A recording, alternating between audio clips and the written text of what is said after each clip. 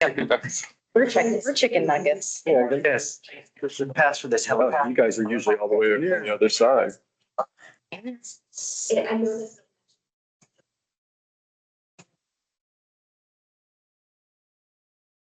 Alexis. Oh, sorry. Started recording. Okay. So if you're ready to begin, we can, I can. Okay. Here we go. Order. For guests in the room, please use the sign-in sheet if you'd like to make public comment during our public comment section. And we'll do roll call now.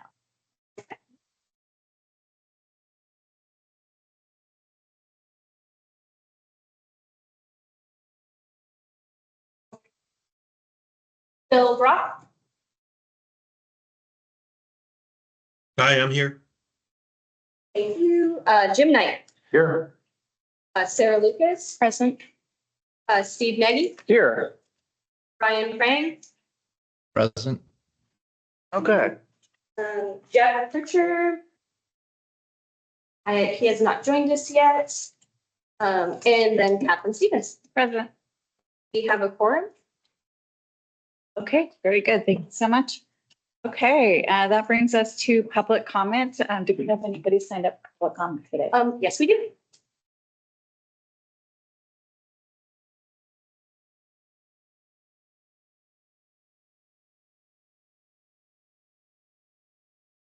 It does look like we have one, in person sign. That would be Betsy Johnson. Okay, very good. Ms. Johnson. Thank you, Madam Chair. If you don't mind, I'm going to stay seated. I am breaking in a new fancy titanium knee. And so I'm going to just stay seated. I'll be very brief. I am continuing a lamentation that I have had with some of you individually and have in previous occasions testified. I have a recurring theme. And that is when the agency was first formed, and I played a very integral role in getting the agency separated from ODOT. It was designed as an advocacy agency for general aviation in the state of Oregon and to manage your portfolio of airports. And I think it hasn't felt that way, not for a long time. And I appreciate the fact that you may say she's here and she's a broken record, but I just want to call your attention to a couple of things.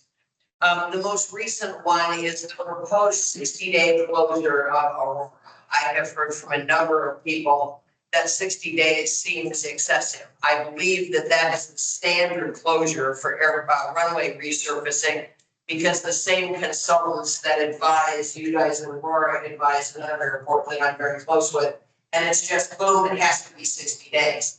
I would respectfully ask that your staff take a look at what can be done to ameliorate that because functionally you're shutting down businesses. And so what imaginative thinking can be employed to keep those operations going? And if you think about the population at Aurora, it includes public safety, it includes a number of corporate operations. And unless somebody employs some leadership with some smart thinking, closing that airport down for 60 days, because I just don't think it's going to be workable for the folks that are there. I continue to have huge problems with your master plan and what I believe to be magical thinking and proposing a master plan that, especially in light of the uncertainty of the economy right now, both national and state, has virtually no possibility of being implemented with a highway just a matter of feet. And subjecting people in that zone to the threat of condemnation over their houses. We still haven't resolved collectively the sewer issues, the drain fields. And I don't know whether or not the department, I beg Betty Stansberry to show some leadership in trying to help be the catalyst to find solutions, not just no all the time. And I don't know whether or not you've worked with CAA or Mr. Thompson to see if there are any possibilities to solve two problems that exist there. Your two pieces of legislation I find somewhat perplexing, given that you have two commercial service airports on your policy committee, this board right here. I can't imagine that Alaska or your other carriers are particularly thrilled about the possibility of an increase in fuel taxes. I have every reason to believe PDX is not happy with that. And my curiosity is that when I ran the agency, we ran legislative concepts past this board, the policy board, to see whether or not it was good for all of Oregon, especially with the new terminal in PDX, which is a global showcase. I just can't see making it tougher for the carriers to operate there. And then my last lamentation is how receptive the staff is at the agency. It's almost impossible to call in. I have been begging for calls back and they never come. I am hearing continuing dissatisfaction from the people that you serve about how responsive and nimble the agency is. I'll point out one more thing that seems to be perplexing to me, why it's going to take a year to develop through the fence when you have somebody at Joseph who has property and financing and capital and a need to build hangars at Joseph. You're never going to find a one size fits all for through the fence. So I am just here again to say, I want to be proud of this agency. I take exceptional pride in that I don't create it. And I want it to run optimally. And for the number of people that call me and complain of what I've observed, I respectfully say it's not. And I would ask that you at least take into consideration how do you better serve your customers, which are the airports and the general aviation pilots and users in the state of Oregon. Thank you for your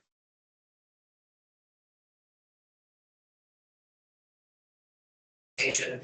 But I want you to know that I'm doing this with what I hope is the best interest of the agency in my heart. I think that it could be a friend and an advocate for GA, and that has been kind of wolf. Thank you. Alexis, do we have any other comments today? Let me just check online.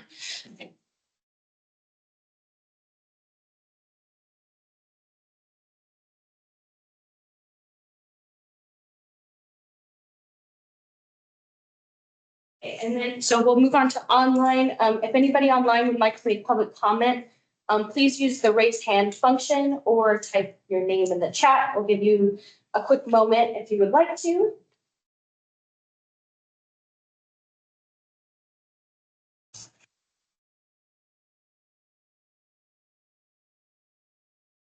Okay. I do not see any hands, so, and no names in the chat, so that would conclude our public comment. Okay, thank you so much. Okay, up next, I'm going to turn things over to Jim Knight, who is going to introduce several guests today. Thank you so much, Jim, for hosting us in Aurora, brain. In Astoria today. We're all excited to be here and experience your community and also take a look at the airport here as well. Thank you very much, Madam Chair. Mr. Ballas, mind coming up front and be closer to the microphone? Yeah. And then I can just move it just a little closer. So, fellow board and staff, my pleasure to introduce Henry Ballas, who's the mayor of Warrenton. Henry was born and raised in Warrenton. Henry went to Warrenton High School. Henry went to Oregon State University to become a beaver, which should be no surprise for any of us because the highest level of land in Warrenton is about 6 feet above sea level. So it helps to have a beaver on the staff and over the teachers. Wait, George Fox. Yeah,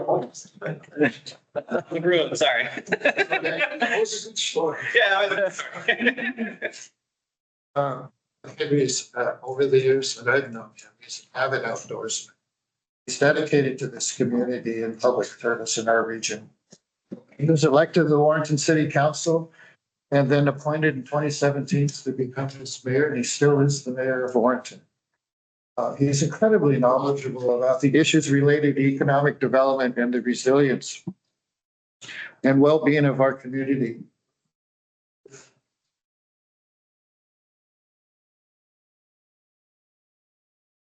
So it would very importantly to us, Henry has served on the Port of Astoria's Airport Advisory Committee, and most of those years as the chair.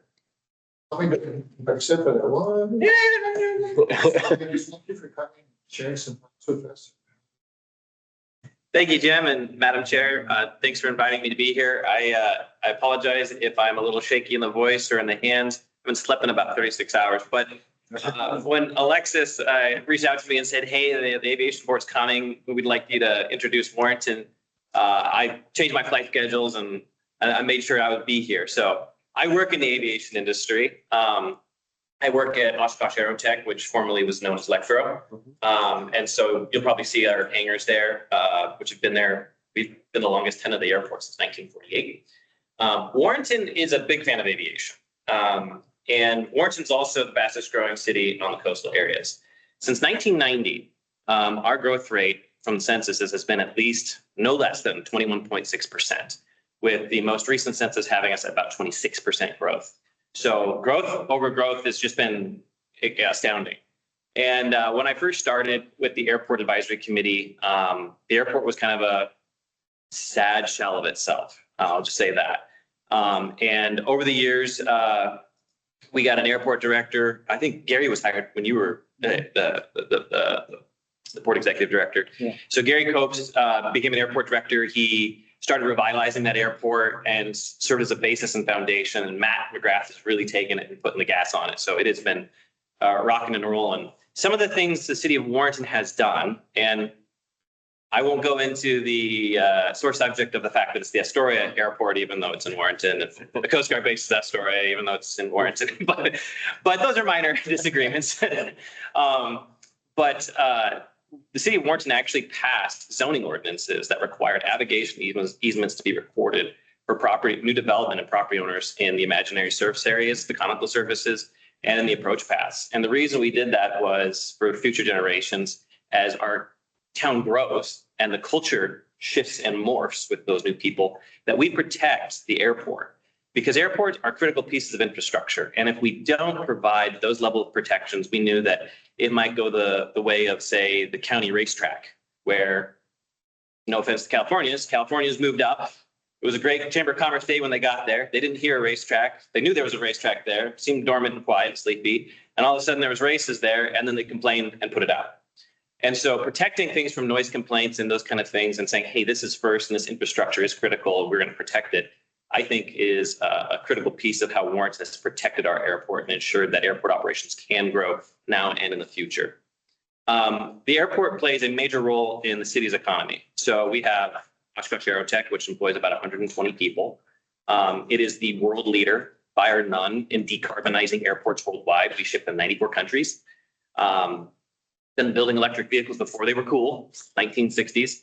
A lot of firsts came out of that airport. We also have Schoolar SDVY, which is a protein manufacturer for the seafood industry, taking the waste products from the seafood industry and turning them into usable products for consumers. So it's value add. We also have UPS, and I don't think I have to tell you how important that is to have for overnight air service in our area. We also have Recology, which is our regional waste management company. We also have the Bar Pilots, which ensures safe navigation of commerce, billions of dollars of commerce coming up through the Columbia River. And we have the Coast Guard base, which ensures fisheries enforcement and search and rescue. Our airport may be small, but I believe it's mighty.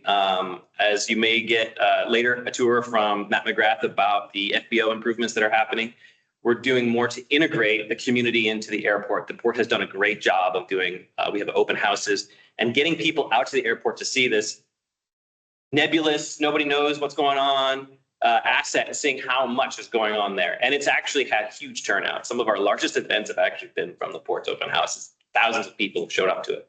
Mind you, Warrenton, Oregon is only 6,352 people, but we're the 17th largest city by square mileage in the state, which means there's a lot of infrastructure. And so infrastructure continues to be a challenge.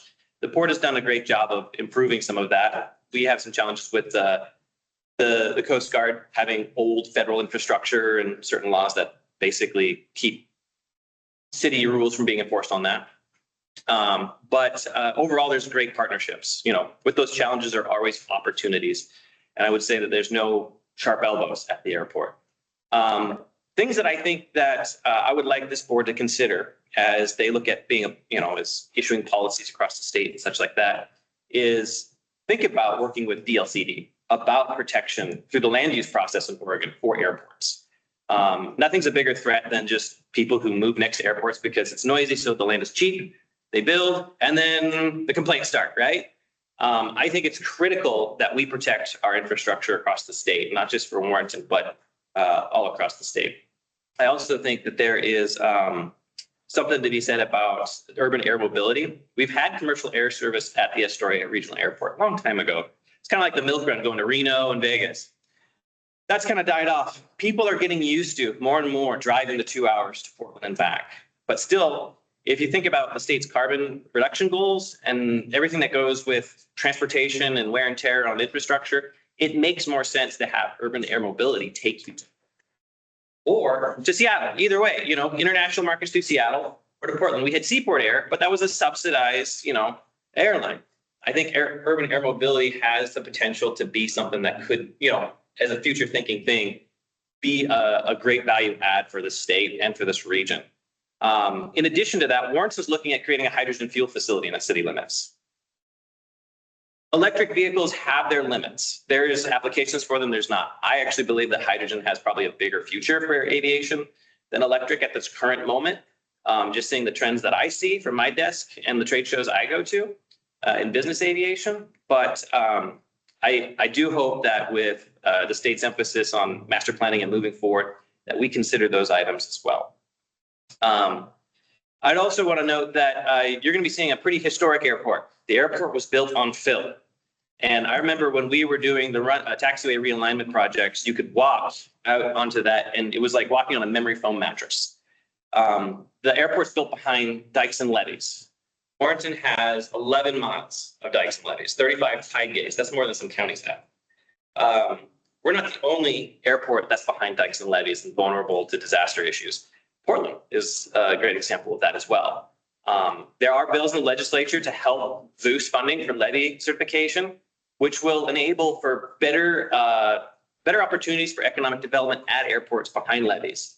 I don't know if you're familiar, but the FEMA buyout, that's going to majorly affect how we develop at airports. And the FEMA flood code for National Flood Insurance Program, they're redoing the Risk 2.0 maps. That also is going to significantly adjust. When we're talking about, has anyone been through Vernonia? Yes. You're seeing how the houses are now like, you know, higher than your head, you know, before you get built. Think of that becoming airports at some point, you know, for certain critical facilities because of the flood code. If we can get levees certified, we can reduce that. That reduces cost for development, that reduces the flood code requirements. These are things that I believe that the Aviation Board could have at least lend a voice to. I'm not saying you're going to take the charge on it, but lend a voice to ensuring that airports and critical infrastructure are available. Additionally, we have a great military presence. So Camp Raichl is right in our backyard. We're also kind of a fuel stop for Joint Base Lewis McChord. We have a lot of great partnerships with our military. That also increases air ops. We have Air Assault School at Camp Raichl, which means nighttime ops. The city of Warrenton passed an ordinance that actually requires no upward facing lights to protect aviation ops. These are just more things that I would suggest that Warrenton's done that some other cities should do as well, that could come as policy proposals out of this board as we talk about statewide land use planning and protecting of our airports and operations. Overall, I'm just really proud to be here, and I can't wait for you guys to check out our airport, see our town, try to avoid getting gored by an elk. Warrenton, as you probably know, if you've been around Oregon long enough, you'll know that Astoria Regional Airport had an incident where a Canadian Learjet hit an elk on the runway. Luckily, everyone survived, but there was nothing left but tip tanks on that sucker. That's how we got an airport fence. Wildlife incursions are going to continue to be, you know, managing that. It's going to be continuing the issue across the state, I believe. But Warrenton's particularly unique because we have the largest group of elk in a populated area in the state. There's over 535 head of elk in my city limits alone. So much so that the governor actually formed an elk collaborative to deal with those wildlife issues. We still manage and still have to deal with wildlife incursions onto the airport here and there. Hopefully you won't have to see any of those, but we've had great partnerships in managing that and some innovative and scrappy people that have taken care of that for us. But that also takes local partnerships. And with that, basically, I would just say that I'm excited to have you here, and I hope you get to see, I don't know how much time you're going to have at the airport. whatever we need. Okay, yeah. If you need if you have time and you want a tour of Electro, we can give that to you. But I know you're going to be busy checking out the rest of it. But those are just the big things that I wanted to say. Thank you for being here. Some exciting things happening here. I know it's the far end, but I think the future is now, and we just need to keep planning and building on that. So thank you. Any questions at all for Henry? This is a rare opportunity, but obviously we've got a very knowledgeable person. So does any of the board staff have any questions for Henry? Hi, I'm Ken Jim, director. So, Hey, Ken. yeah, I love it. First off, when you talked about advanced air mobility, my ears perked up. Of course, there's a conventional takeoff and landing electric vehicles that might serve that role, and also potentially down the road, maybe have a Merlin do some autonomous flights between Astoria and PDX for the UPS. So that might be something very interesting, Steve. And then also, have you talked to Boston Dynamics for the wildlife management using one of their robot dogs to go around the airport? Because they do that up in Alaska as well. So that might be something fair. Say that in my community, the plethora and abundance of animal life in the area are such that you would just be pushing that problem onto a farmer's field. Oh, okay. And so Mitigation. yeah, mitigation is mostly going to be lethal take. Okay. Processing the food bank that night. Okay. So Okay. No, but thank you for your presentation and your talk. It's exciting to hear what's going on here. And whatever you need for us to support you, let us know. we're looking for money. And Matt can hit you up on that. So we. Thank you. It looks like Jeff Pritchard has his hands up, and for the record, he did join us.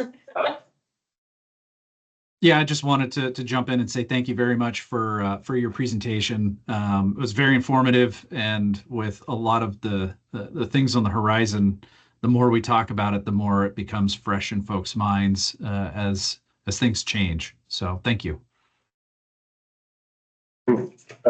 Thank you for the presentation and just kind of the background and history and the current status. And I know we'll see you this afternoon. I just want to say, as an airport manager as well, it's very great to see you take advantage of your knowing what is your slice in the aviation spectrum and maximizing to the greatest advantage, both with your resources like the Coast Guard, with the U.S.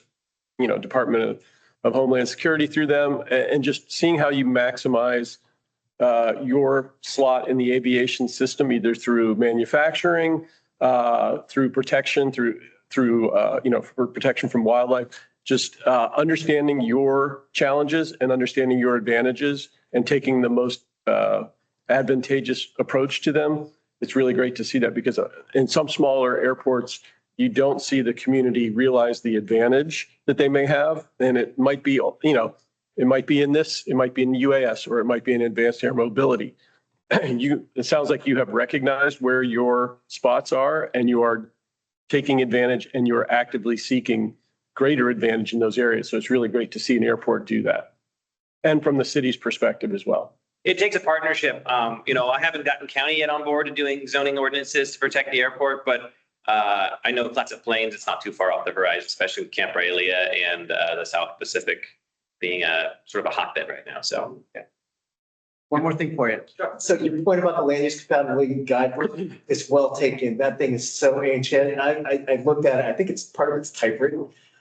So it definitely needs to be updated given the changes in aviation. So that point is very well taken. It's a matter of finding the money like you. And potentially, if you can find more money, then more coordinates as well to help out. And then maybe the land use compatibility guidebook update as well. So if I may make one suggestion too, that's a little bit far reaching, but I know that Oregon Department of Forestry has a memorandum of understanding between them and DSL when it comes to wetland fill permits, or not wetland fill permits, but operations in a wetland. One of the issues in Warrenton is that areas will get logged, so to speak, or cleared. And if it's under ORFP, then it's DSL's out of the picture. And then of course, if it's not, then DSL is. If I know that not every project's going to fit for a categorical exclusion, but environmental challenges will continue to be a damper and a cost driver for airport development. And there's any way to reduce the amount of agencies involved in that to just the bare necessity. The Corps of Engineers already has their own wetland requirements. I'm not sure why PSL has to be involved in that. But I don't know if there's probably flighty thinking of goodness, but if there's a way to decouple DSL and make it the Department of Aviation or something like that, that might be a faster way to help meet the environmental requirements, but at the same time, not overly burden and make cumbersome the land use process, which, as we know in Oregon, is probably one of the more painful things any developer has. So, thank you. Thank you. Thank you. If we have time after the airport tour, it would be wonderful, Henry, if we could stop by. It's right next door to the terminal. It's a short walk, but it's a phenomenal manufacturing facility. They have their own specific design of tubs that is, those of us in the airport business would really like to see those, Henry. So squeeze it in. That's it. You should drive on. Oh, now we're talking. All right, next we're going to hear from John Raichl. John is one of the most knowledgeable individuals on the history, challenges, and opportunities of the Warrenton Astoria Airport. John served 28 years serving Clatsop County law enforcement, 18 years as the sheriff. At the time of retirement, he was the longest standing sheriff in the state of Oregon. It's not bad considering John wrote his Seaside High School graduation book in 1970 that his biggest goal was to outrun every single Clatsop County cop. John served on the Port of Astoria Commission, including a term as the president of the commission. And also good for us, John is an avid airplane enthusiast, pilot, aircraft owner, and a longtime member of our aviation advisory committee. His knowledge of the history is really unmatched. So John, thank you for coming and sharing some time with us. Thank you. Thank you. I'd like to extend my own welcome to you. Glad you guys are down here have a meeting. I didn't know that what Jim had asked me to do was specific to the Astoria Airport, the regional airport. So I was just covering the events in our county. It's countywide. So, and the earliest I could find of any real activity for aviation in this county was 1919, when airplanes would land at Seaside on the beach. And they were building the promenade at that time, and it's it's a 1.5 mile long concrete promenade. And the turnaround was one of the first things that was finished. And they would land near there because there was a auto ramp not far from there. So 1919 was the first time that there was any evidence, like a photograph or so showing one there. And then 1920, airplanes would land at the Gerhard House, which was a destination back then. But the problem was that airplanes at that time was such a unique event that they had to post guards to guard the airplanes because the crowds would just come down there and surround them. In 1920, the promenade in Seaside got finished. And so they didn't have a celebration about it till 1921. But at that time, there was a picture with 4 airplanes surrounding the promenade, most of them like the old Curtis Jennies and stuff. 1925 in Seaside, and this is activity that happened because, at that time, there was no Sunset Highway. There was no Highway 26. They said you had to go south of Seaside. There was no road to Cannon Beach. 101 wasn't in place. You had to go south of Seaside, down to Nehalem, down to Tillamook, all the way up Highway 6 to Banks. And so they started delivering the Oregon Journal to Seaside by airplane in 1925 and land on the beach and get the papers from there. And it's amazing when you think about, even now, all the fog that occurs down there, that the dispatch rate, I guess they flew 6 days a week, and the dispatch rate was better than 4 days a week on an average. I don't know how long this went on, but that was pretty amazing. I thought that, I don't think you could do VFR. I don't think you could do that today, so. Let's see, I'm sorry, I'm not as presentable as the mayor is, so I hate following him because. But, and Seaside did not have an airport until, of course, all aviation stopped during World War II, all civil aviation. Seaside did not have an airport until 1946, when a guy named Don Inman built a grass strip where the present day airport is. He maintained it until 1960 till when your organization purchased it and paved the runways. And I think it was 1990 that you turned it over to become a municipal airport with Seaside. So some of the other things about the Seaside area was that a famed aviator who was part of the Oregon Hall of Fame, Aviation Hall of Fame, named Jimmy Reinert. He had a American Eagle biplane, and he flew from Portland to Seaside and then kept flying over until he got the world's record for the longest sustained endurance flight in a single engine aircraft. That was in 1925. 1927, the same individual who was based out of Swan Island Airport in Portland created the first Portland to coast commercial passenger run, and they would land their passengers on a seaside beach and from Swan Island. I don't know how often that flew, but that was the first route that was established. So Clatsop County Airport was a little bit different situation. It was actually an airfield before they had designated runways, when they just had a windsock and you land into the wind. And that was just right over the hill here on a place called the Hess Farm. And it was about 25 acres of mowed area that occurred just across from Astoria on the Youngs River Bay, just across there on the field. That airport existed from the earliest we could tell. The family still that owns the property still is out there. In fact, they had a land plane that was purchased to maintain the ground. A land plane it's an odd piece of equipment. It looks like a grader, but it was before they were self-powered. And so you have this long construction piece that has a blade in the center, had an operator that worked the levers, but it was either drawn by a team of horses or by a tractor. The land plane is still on the site out there. But that airport, the earliest that anybody knows, well, when Clatsop County designated as an airport was in 1921. And it was known as the Clatsop County Airfield. And it was located in a location, and you can still drive by there. There's a road called Wireless Road. It got that name because the Navy had established a wireless station there. And the Navy actually was on a site there from about 1917 when they purchased it from the Marconi Corporation. But it was a unique wireless station. There was another one across the river here at North Head and stuff, but this one was unique because for whatever reason, the location, it was able to communicate with Ketchikan, Alaska. And so it also took over all of the commercial, not just military, but all of the commercial traffic. And as the winds of war started coming on, the Navy increased security. The chain link fence they built is still out there. It's now private property, but it's still out there.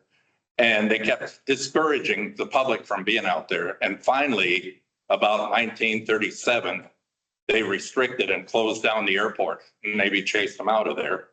And so then Clatsop County Airport moved out to the present site that is now the regional airport, the Astoria Regional Airport. It moved out there, but it only existed, and I think it was July of 37. Matt McGrath might know, but I think that's the year it got dedicated.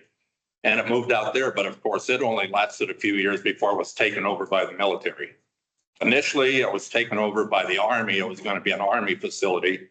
But then because the port was also commandeered by the Navy, a couple of their peers, because Kaiser was building all the Liberty ships, and then they created these ships called escort carriers. And they brought them down here to the port and they were outfitted. And so there was a much greater need for the Navy, and it was the second Naval Air Station because they already had a float plane Naval Air Station at Tongue Point up here. It was a large facility. It had a lot of structure.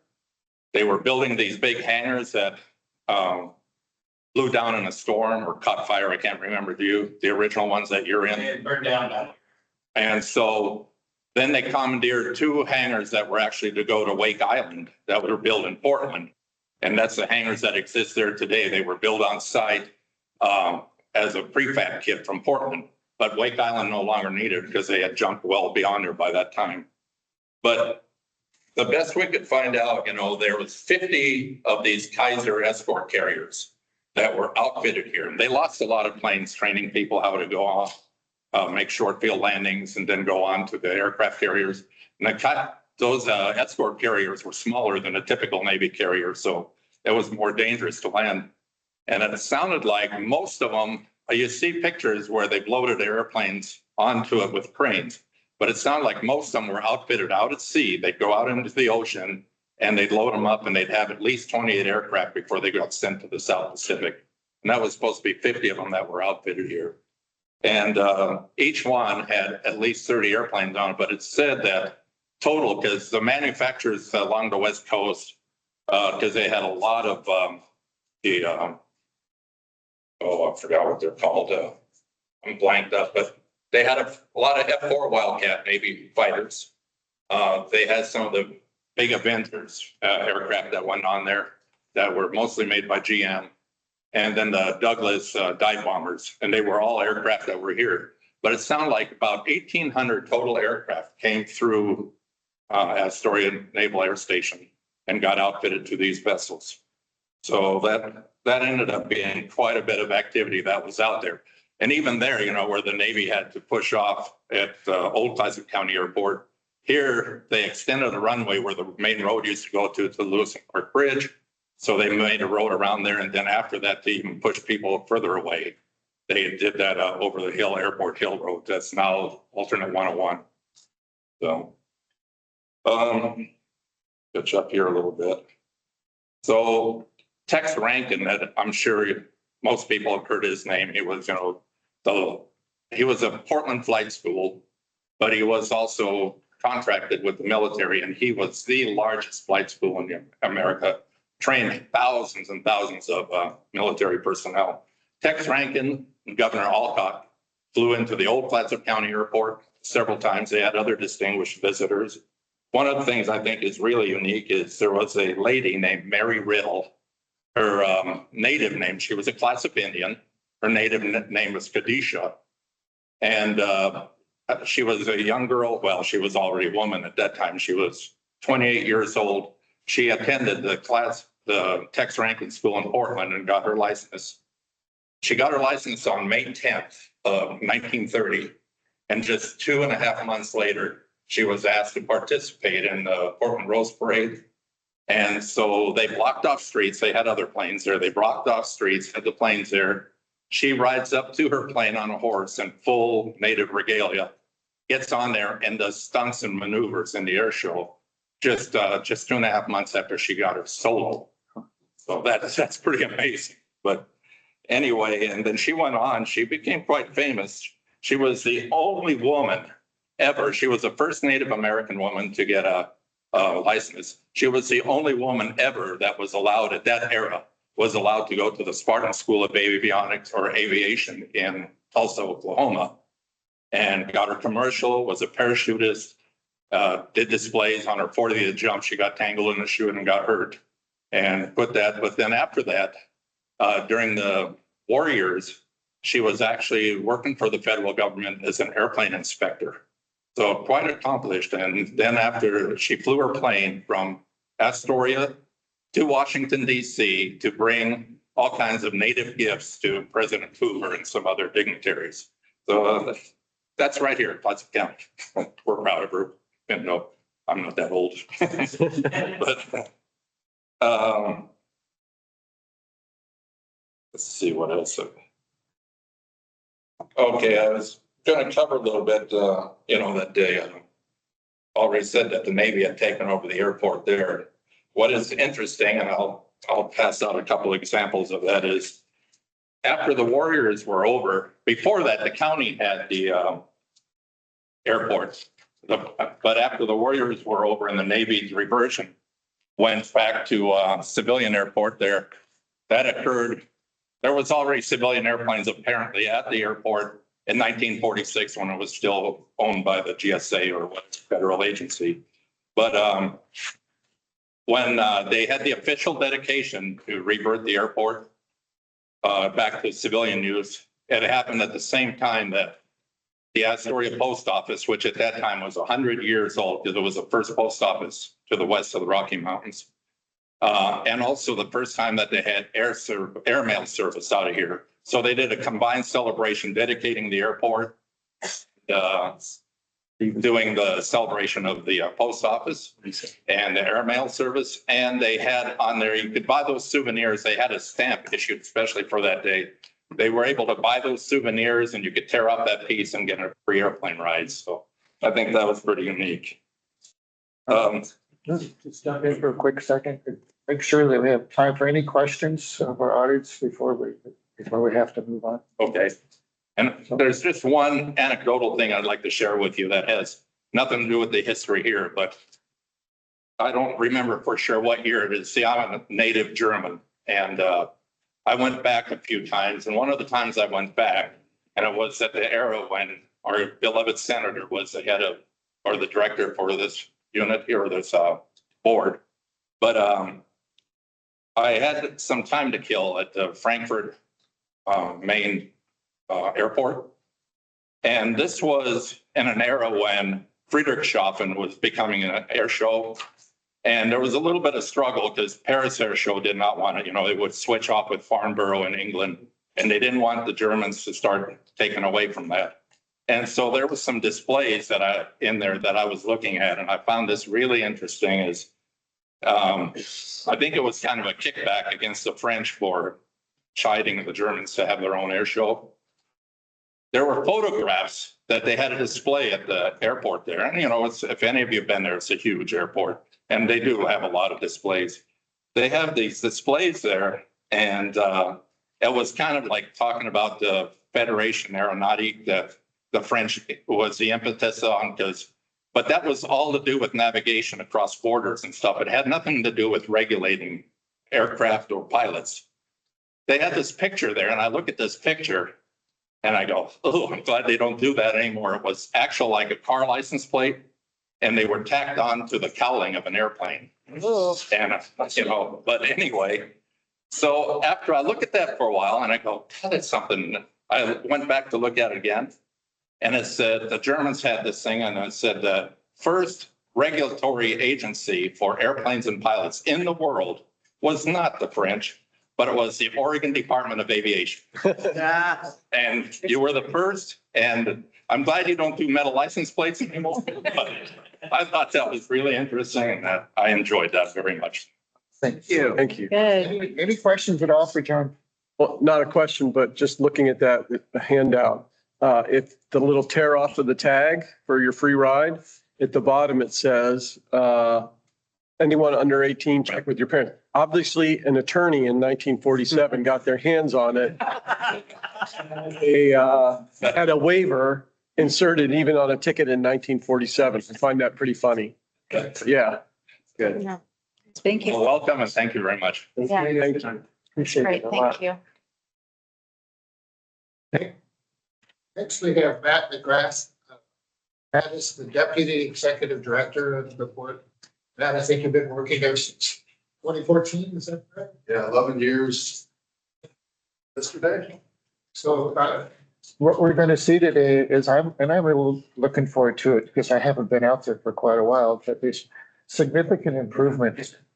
And we're going to look forward to that tour. So Matt, take it away. Yeah, so just dovetailing on what Mayor Valentíver said when he came out to the airport and said, you know, it seemed like it was operating like a bit of a shell of itself. That was being very kind.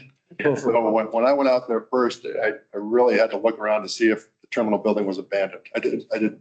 So, and I think that, you know, what we really just, you know, did some soul searching and realized that, you know, the airport was not doing well simply because the port was not putting its true commitment to the airport. So what we did is we started changing some things. First thing we did is we looked at the personnel. Like you can imagine, the airport the size of Astoria Regional, we had 2 part-time people running that entire airport.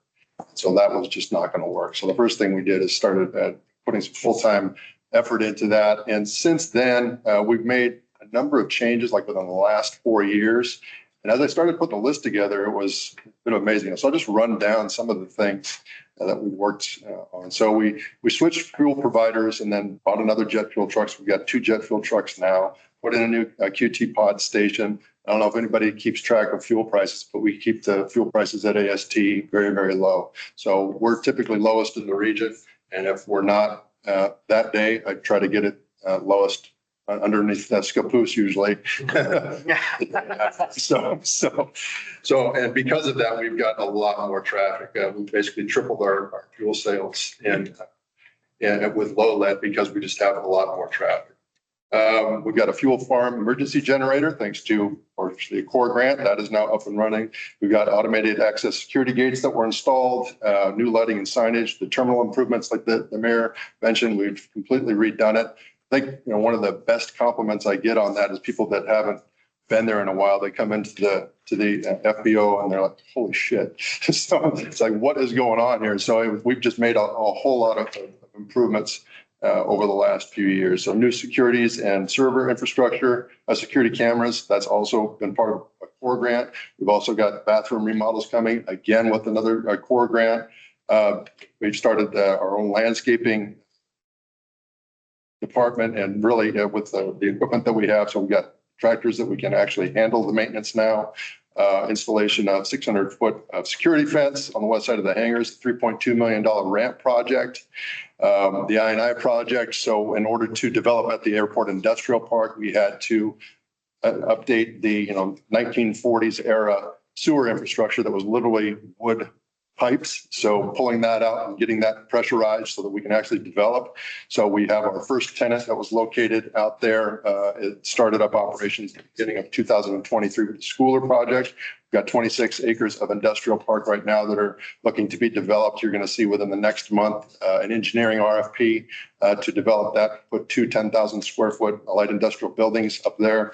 And industrial parks, while they may not be directly aviation related, they really do turn into being the lifeblood of a lot of these smaller GA airports because, a lot of the times the air operations don't sustain it, but it's going to be the development offsite that does. And so that's really one of the things that we've focused on. Our revenues are up 50% in the last few years. So we're continuing to improve.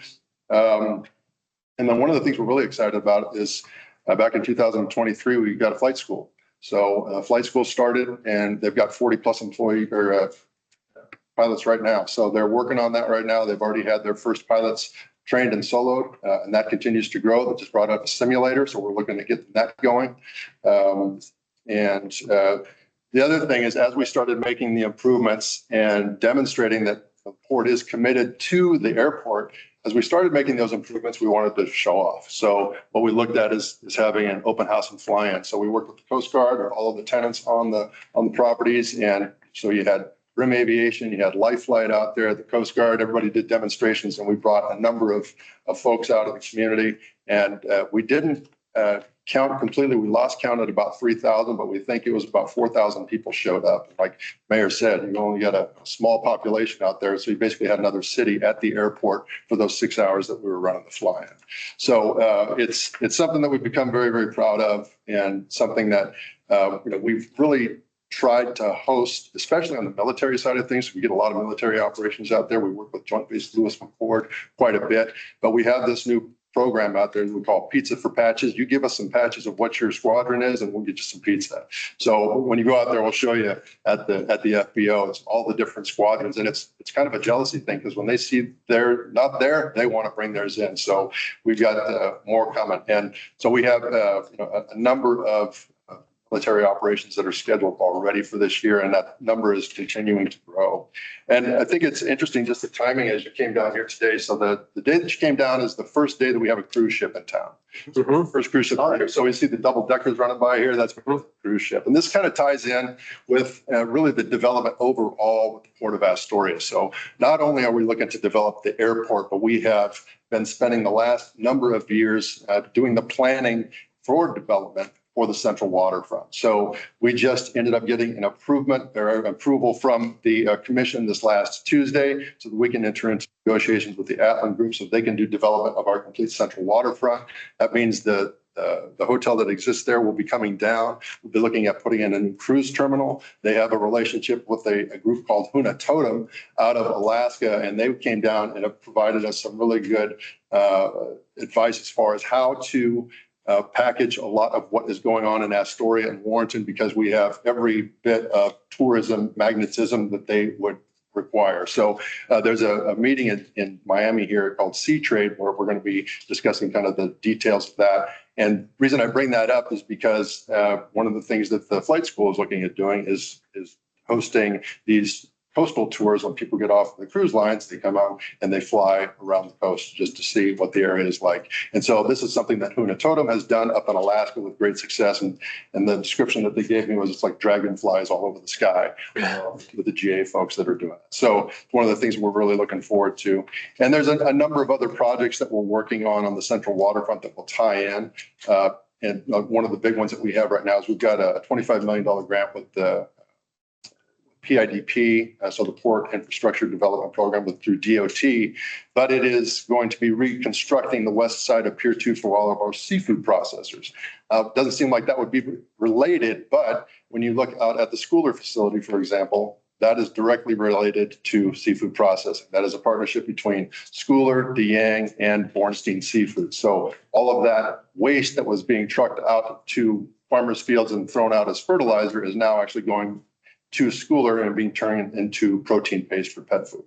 So these are the types of things that we're working on. Another one that we're also having a meeting on with DEQ tomorrow is our byproduct recovery center. So looking at extracting more value from the seafood offal and the waste that is coming from those streams.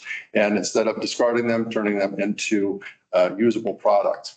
And that would also go out to the industrial park. So it's kind of a strange thing to think about, but seafood processing is really it really is the lifeblood and kind of the heartbeat of the port, and it extends all the way to the airport.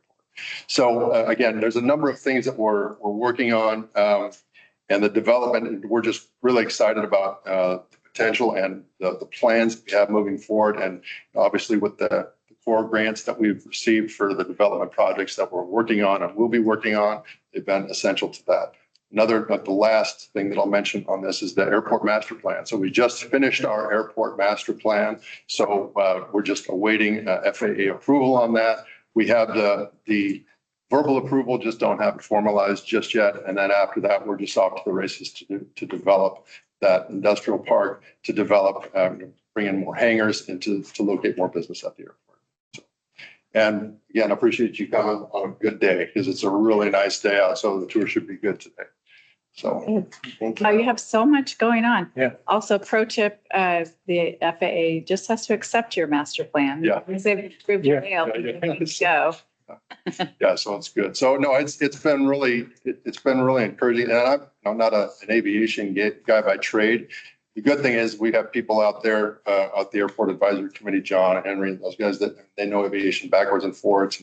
And one of the gentlemen that was there prior to my arrival, Gary Cobes, was the manager. That guy's just an encyclopedia. So he's on my speed dial a lot. So I'm talking to him a lot, and he's been just an invaluable resource. And the people in Astoria and Clatsop County in general, they're very committed to their causes, sometimes so much that I wonder if they need to be committed because the AAC is concerned. So it's just really nice to come into an AAC meeting and everybody wants to be there. Everybody wants to help and everybody's willing to give of their time, their efforts and their knowledge to make it successful. So we had one of the things that was, I think, just a great success with the flying this last year was we had the Young Eagles program. So we had pilots volunteered to come down and fly kids and just to get them experience and see if they want to become pilots. And we had 60 kids fly up on that day. So it was just a great thing. And so aviation is really becoming a kind of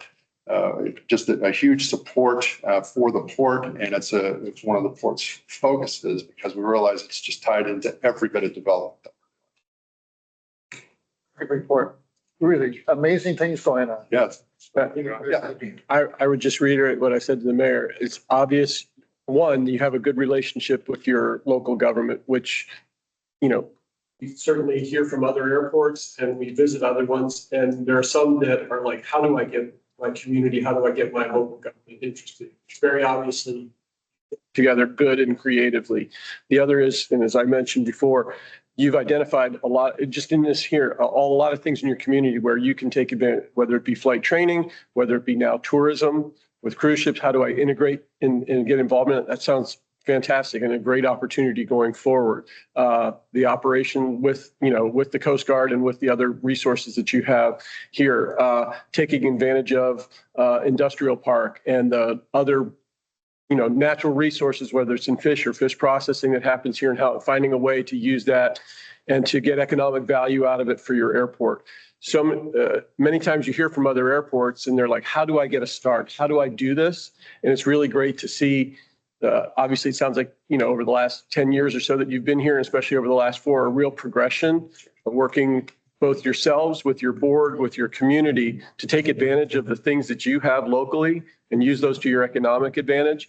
Many times when, any of us visit other airports, sometimes you hear, how do I get started? I don't even know where, type of thing. And you've obviously invested in staff and in resources and all those types of things. It's really great to see a community that sees the value and is investing in it and sees there's economic output out of it and community output out of it as well, because there's a lot of times in small communities, they can't get started or they can't figure out how to get started. And it's pretty obvious you all have, and it's really great to see. Yeah, and one of the other things that just dovetail with that is that's part of our struggle is that I think for so many years, we were trying to be a small port of Longview or a small port of Portland. It's like, no, we just need to be a really good port of Astoria. Let's figure out what we have locally that we can tie into and utilize to develop everything across port properties from the airport to the East Mooring Basin. So we have some very unique characteristics that these other ports don't have. And so that's what we're really digging into. Yeah. And Matt, good to see you. Yeah. I can't wait for the board to actually run by the airport, because for them to see some of the improvements that have been made, it'll be a great opportunity, because shows you a great use of core funds with improvements. So I'm excited to get out there. I didn't bring my drone this time, which, by the way, did Alex get you the photos? Like a year and a half. Yeah, it is a while ago. Yeah. A while ago. Yeah. I've gone through so many photos. Here's one I've gotten. Oh my goodness. Yeah. But thanks for the presentation. It's really good to hear about the economic development that's going on. So it's a success story for sure. Yeah, absolutely. Thank you. All right, thanks. Thank you, Jim, for aligning these excellent speakers this morning. Appreciate that. Okay, well, we will move on to the director's report then. Yay, I finally get to give one. It's been good. My presentation is really, part of it is what I presented to the Joint Transportation Committee, which was a lot of fun. I gotta say, I had a lot of fun doing it. Unlike a lot of people, I actually look forward to it. I get to talk about the agency. And I got the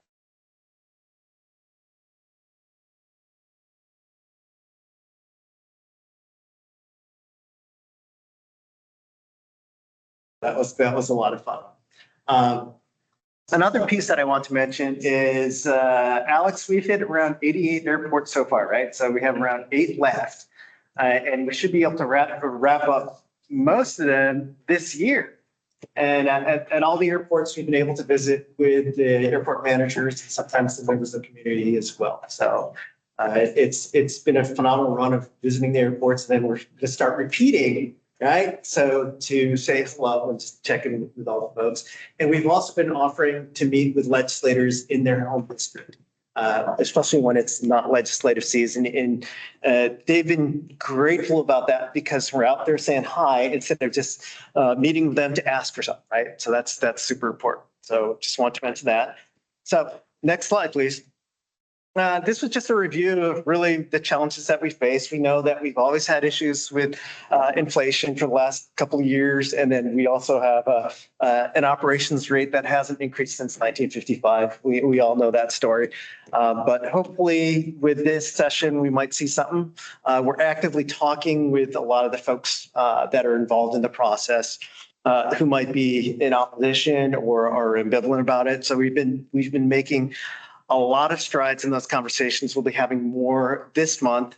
And then we've been active on the legislative side, talking extensively with legislators as well. So we've been making a lot of appearances, speaking with folks, educating folks, which has been great. And there's been a lot of receptive audience there as well. The big thing to note about this slide, I talked about the American Society of Civil Engineers, their report that gave us a C-, which is pretty sad, but they also gave ODOT pretty bad grade too. So as you know, infrastructure in Oregon is suffering. So that's something that we definitely need to address. The Oregon Aviation Plan identified around $623 million to address capital and deficiency needs. And that was from the 2018 Aviation System Plan. We need to update that, seriously. So we're looking at doing an update to that. We've been talking to the FAA, putting that on our CIP list. So we're trying to scope that out. So that's that. And of course, to mention about advanced air mobility, that's huge. That's coming, and whatever we can do in the state to help sort of accelerate that adoption, I'm always looking for ideas. All right, next slide. So some of the cool things that we've been working on. So we're co-sponsoring a workshop on the aviation response to the Cascadia subduction zone event. I was very fortunate to have the former director of the North Carolina Department of Aviation make a presentation on lessons learned from Hurricane Helene. And I had that at ODEM headquarters, so emergency management headquarters. And a lot of good information came out of that.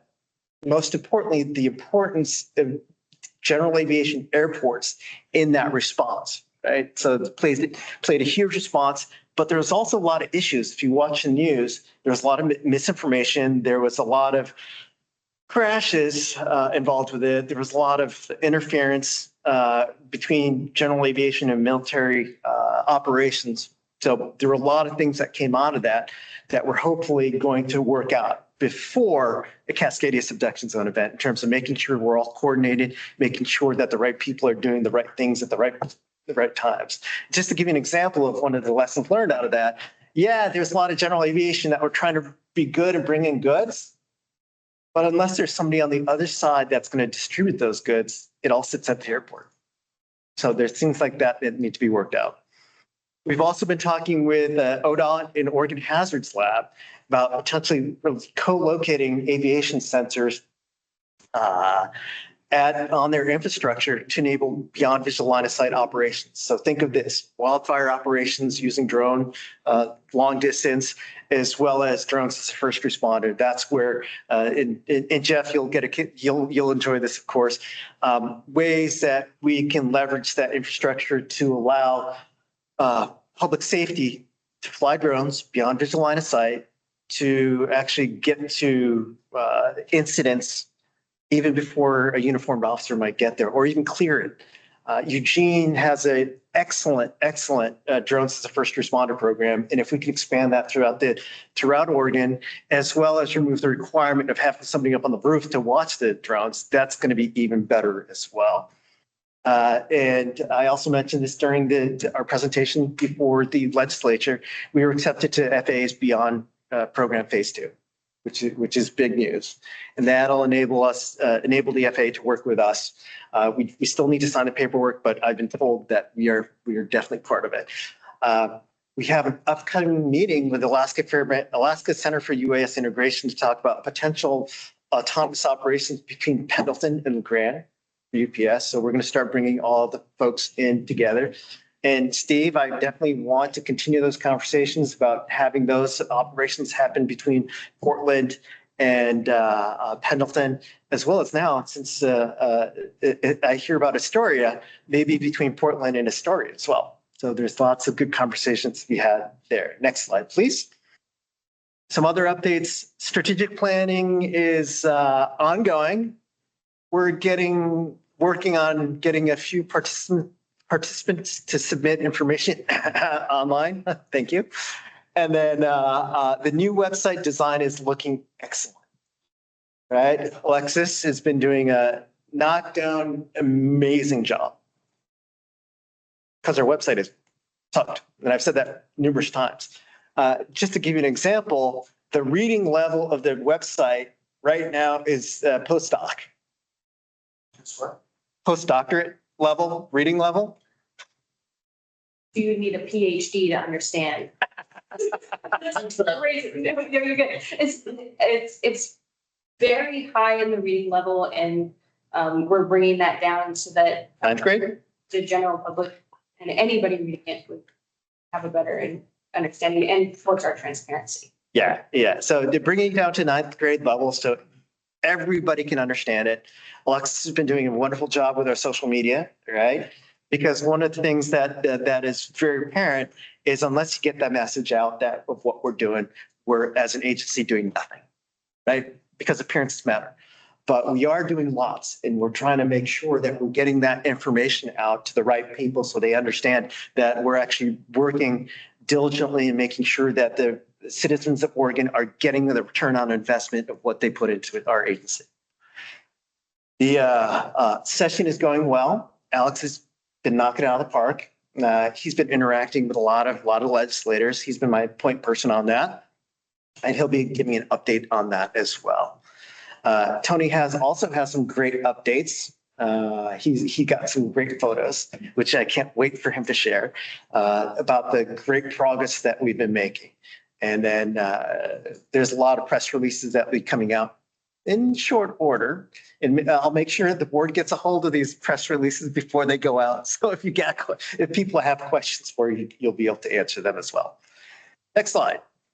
So one of the things that is always a question, right? When you ask for money, what are you going to do with it? Because if you don't have an idea of what you're going to do with it, the assumption is that you're just going to waste it and do stupid things with it. If we're able to get it, some of the things that we want to do is, of course, leveraging additional federal grant opportunities. If you didn't know, I know most of the folks here do know, the FAA AIP program was fully funded to the tune of $4 billion in the continuing resolution. So they got an exception to it instead of the $3.7 billion that was originally thought previously. We, of course, still need a match for any of these grants. So any additional funds, if we can increase core, they can help with grant matches as well. And then additional funding is needed for resiliency and wildfires. You think about that. We have a lot of non-NIPIS airports that don't receive any federal funds, and they need to be supported, right? Because like Oak Ridge, we were fortunate to get the Connect Oregon. Thank you, and thank you. And then we need additional funding for system planning, right? You need to have a plan, and then hoping to get a sustainable aviation fuel study done. That's big on our list. And then update the land use compatibility guides. So Mayor, that's on my list. We really need to do that. And of course, one of the things when you do these updates, you shouldn't take it in the context of just Oregon, where there's other stuff across the US where it's already been done. As my favorite person from Georgia who's in charge of their aviation, you rip and duplicate, because there's already folks who have done the work. You take it and leverage it and use it yourself. Of course, we need money to replace failing pavement, and then modernize the agency, prepare for the new technologies that we talked about, get ODAP to leverage GIS. One of the things that I want to do is to put all the public use airports into GIS to show the protected surfaces. So all the folks at the local level can look at GIS and go, hey, we're going to have a building this tall. Is it acceptable, or is it too tall? If you have that in GIS, it makes it that much easier. So instead of using Excel spreadsheets and old types of software, we really, really need to modernize to make sure we're using the most efficient tools possible. And then, of course, properly staff the agency for needs and efficiency. And like I mentioned before, properly budget for airports that do not receive federal funds. I think we need to get beyond the point where we run at the legislature every time an airport's close to failing and say, hey, we're going to need to close the airport. Let's plan for it, right? And do it properly, like a business would do. And then, of course, with the uncertainty at the federal level, less reliance on unreliable funding mechanisms. And Connect Oregon, it's out there, but it's a competitive process. Doesn't necessarily going to need to get funding for what we need. Okay. I also presented about core. Is it yours? Next, yep. About the impacts of core. Astoria over the lifetime has received around $504 $1,000, which was leveraged into close to $10 million. Eugene was great, $789,000, close to leveraging $32 million, 32.5 in total project costs. So Scappoose received close to $600,000, which was leveraged into total project costs of $9.7 million. So you look at all the airports and how that money has been used from core. It has provided a lifeline for a lot of these smaller airports, which is part of a larger system of airports. We just got to remember that when we talk about core, because it helps fund a larger system overall. So next slide. One of the most important things to do is always compare on a national level, so we're not an outlier, right? So this is what I showed, and we don't pick and choose the states to highlight. There are some states that do not have a jet fuel tax on commercial service, but they find other ways to generate revenue. Oklahoma is about the same size as Oregon, but they also have a 3.25% excise tax on aircraft sales and use. So you look at it, they're generating $8.5 million off of it. They make $1.1 million in aircraft registration, and they get $27 million of appropriation. So they get general fund money, and it's increasing almost every single year because they've realized the importance of aviation. Louisiana is another one. They have a 5% sales tax on aviation fuel. In 2023, they raised approximately $29.8 million. Colorado, which at the public hearing was great. We had the former director of aviation for the state of Colorado show up and talk to the legislature about how that process worked out and the impact of what it's had. There's been opposition to the CPI indexing that we have in the bill. But Colorado responded saying, we have a 2.9% sales tax. It's anathema to Oregon to talk about sales tax, but that automatically indexes. So there's a variety of states on there with a variety of funding mechanisms, and it just goes to show you how their aviation systems are funded. Washington doesn't tax their commercial service airlines on their jet fuel. And I talked to Ann, she's in a world of hurt. They can barely fund things. So just having those conversations with folks, it all puts things into the context. So it's always good to have these relationships, especially at the national level. So we're all talking at the National Association of State Aviation Officials. We're talking about rates and charges. We're making comparisons to other states. We're making sure we're not outliers because we shouldn't be the top. We shouldn't be at the bottom, but we should be somewhere in the middle, right? So this is some of the conversations that we've had with our legislators, and we have been briefing people because we want to make smart decisions, but adequately fund our aviation system. So that's pretty much what I did, right? That's what I've been up to. And with that, where's the cat? All right. That was pretty obvious. So any questions? So yes, I think we have questions. So have you been able to talk with Alaska Airlines about this legislation? Extensively so, yes. Yeah. So we've been having ongoing conversations. The last time we had a conversation was with their lobbyist previous to the public hearing. And at that point, he said, let's wait to the public hearing and see what shakes out. Our plan is to have additional conversations. We have a meeting scheduled with their CFO this month. So I was able to get a hold of Shane Tackett through a personal friend of mine. And we were able to get a meeting scheduled, and we'll do, this is one of the items for discussion. And have you shared those comparisons with Alaska also? Not, we have a list that we will definitely share with them. Yeah, we'll continue to have good conversations. And one of the things that I told them is, look, Alaska is my favorite airline. We're not supposed to be biased, but they are a Northwest company, and I enjoy them. They do a lot in the community. There's a lot that they do. They did a lot for the port as well. So the way I see it, I see Alaska as a partner that we should definitely be working with and have those communications instead of just butting heads, because I think there's pathways forward.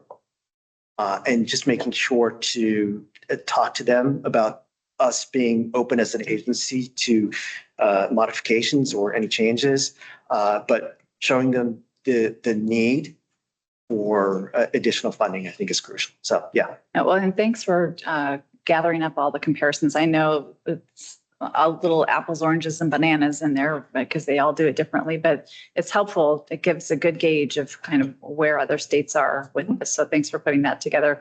And I would really encourage you to share that extensively with Alaska and walk through each one, because I think it's helpful to really understand more fully where other states are with this, and along with the need, right, for the programs that you want to be, managing as well.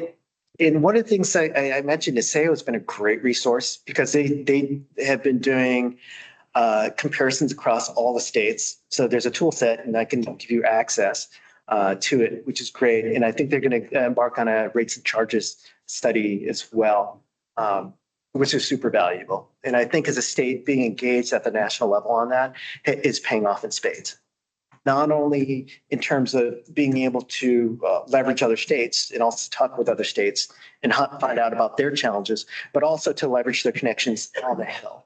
So I've been very fortunate enough to be introduced to the committee assistant for the committee on the subcommittee on aviation. Chairman Grace is committee assistant. So just having those conversations with them about some of their priorities and potentially having conversations about priorities as well has been very, very good. Other questions for Kenji? Sure. Yeah. Oh, sorry. Do you have one online? Would you like to? Go ahead. Jeff, if you would like to go ahead.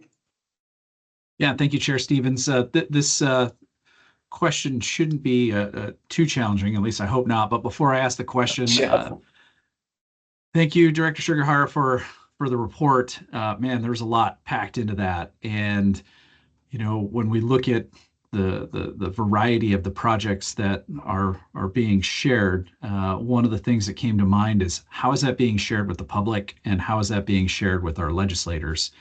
With the economic or the potential for significant economic benefits to our state and local communities as a result of the variety of these projects, I think it's important that we get that out. I don't know if we're utilizing Facebook to share some of this, or LinkedIn or Instagram, or just even the face-to-face methods. I hope we're getting more messaging out because there's a lot of stuff happening that will help our efforts down the road. My question to you is related to things that are happening with the current legislative process. I noticed a bill. I don't know if it was sponsored by Oregon Department of Transportation. You may have talked about this and maybe I missed it, but it looks like they were trying to ask for funding to do field trucks for aviation, for disaster preparedness. I think the premise behind it was, in the event of a Cascadia or other disaster, there was a way to move, avgas or other aviation fuel from one place to another. Are you aware of that bill? And if so, what more do we need to do to support that as we continue to work towards preparedness and maintaining a state of readiness in the event something does happen in our state? So, Jeff, to answer your question, we've been having extensive conversations with the legislators. We've been up at the Capitol quite often. We've been limiting to 15-minute increments because it is session, so people are very, very, very busy. So when we're not able to talk with the legislators, we usually talk with their chiefs of staff. But to answer your other question on the fuel trucks, we have been talking with ODEM. We have been talking with legislators. That was Rep. Owen's bill, and I think there's one that's on the Senate side as well. But the critical component is we've been having almost regular conversations with Representative Levy out of Eastern Oregon. And that's one of her priorities, is to make sure that there's enough aviation fuel out there for especially for fire season. And I've been talking with Sarah about this as well. But we are talking about potential solutions, which wouldn't be building fuel farms, which would be an eventual goal. I'd see that as a big positive. But in the meantime, there might be methods to get tankers, rail tankers out there of fuel, which would have a lot more capacity than just fuel trucks, because you think of fuel trucks, it's nothing, it's a drop in the bucket. But if we can have some sort of transitory fuel storage out there and maybe LeGrand, I think that will be a first step on a way to increase fuel resiliency throughout Eastern Oregon that could support the west side is not only wildfires, but fuel in case of Cascadia subduction zone event, because we all know that the CI hub will fall into the river in case there's a big earthquake.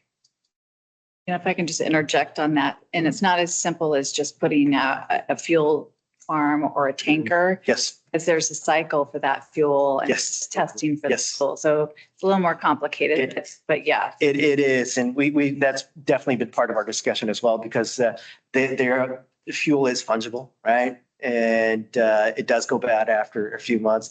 There's issues of who owns the rail tankers. Yeah. Is there a rental? There's the logistics of moving fuel off of the tanker itself. Yep. There's a lot of environmental you have to go through. So it's not as simple as people think. There is a lot more logistics involved. There's a lot of hardware that needs to be looked into. So yeah, it's not just, oh, let's put tankers up. It's all the things. Yeah. Yep. So it's a thoughtful process, believe me. Alex, did you have something else? And that bill, or both of the bills, I suppose, on the House and Senate side, they're basically duplicates, but they are for a pilot program specifically for LeGrand and Burns.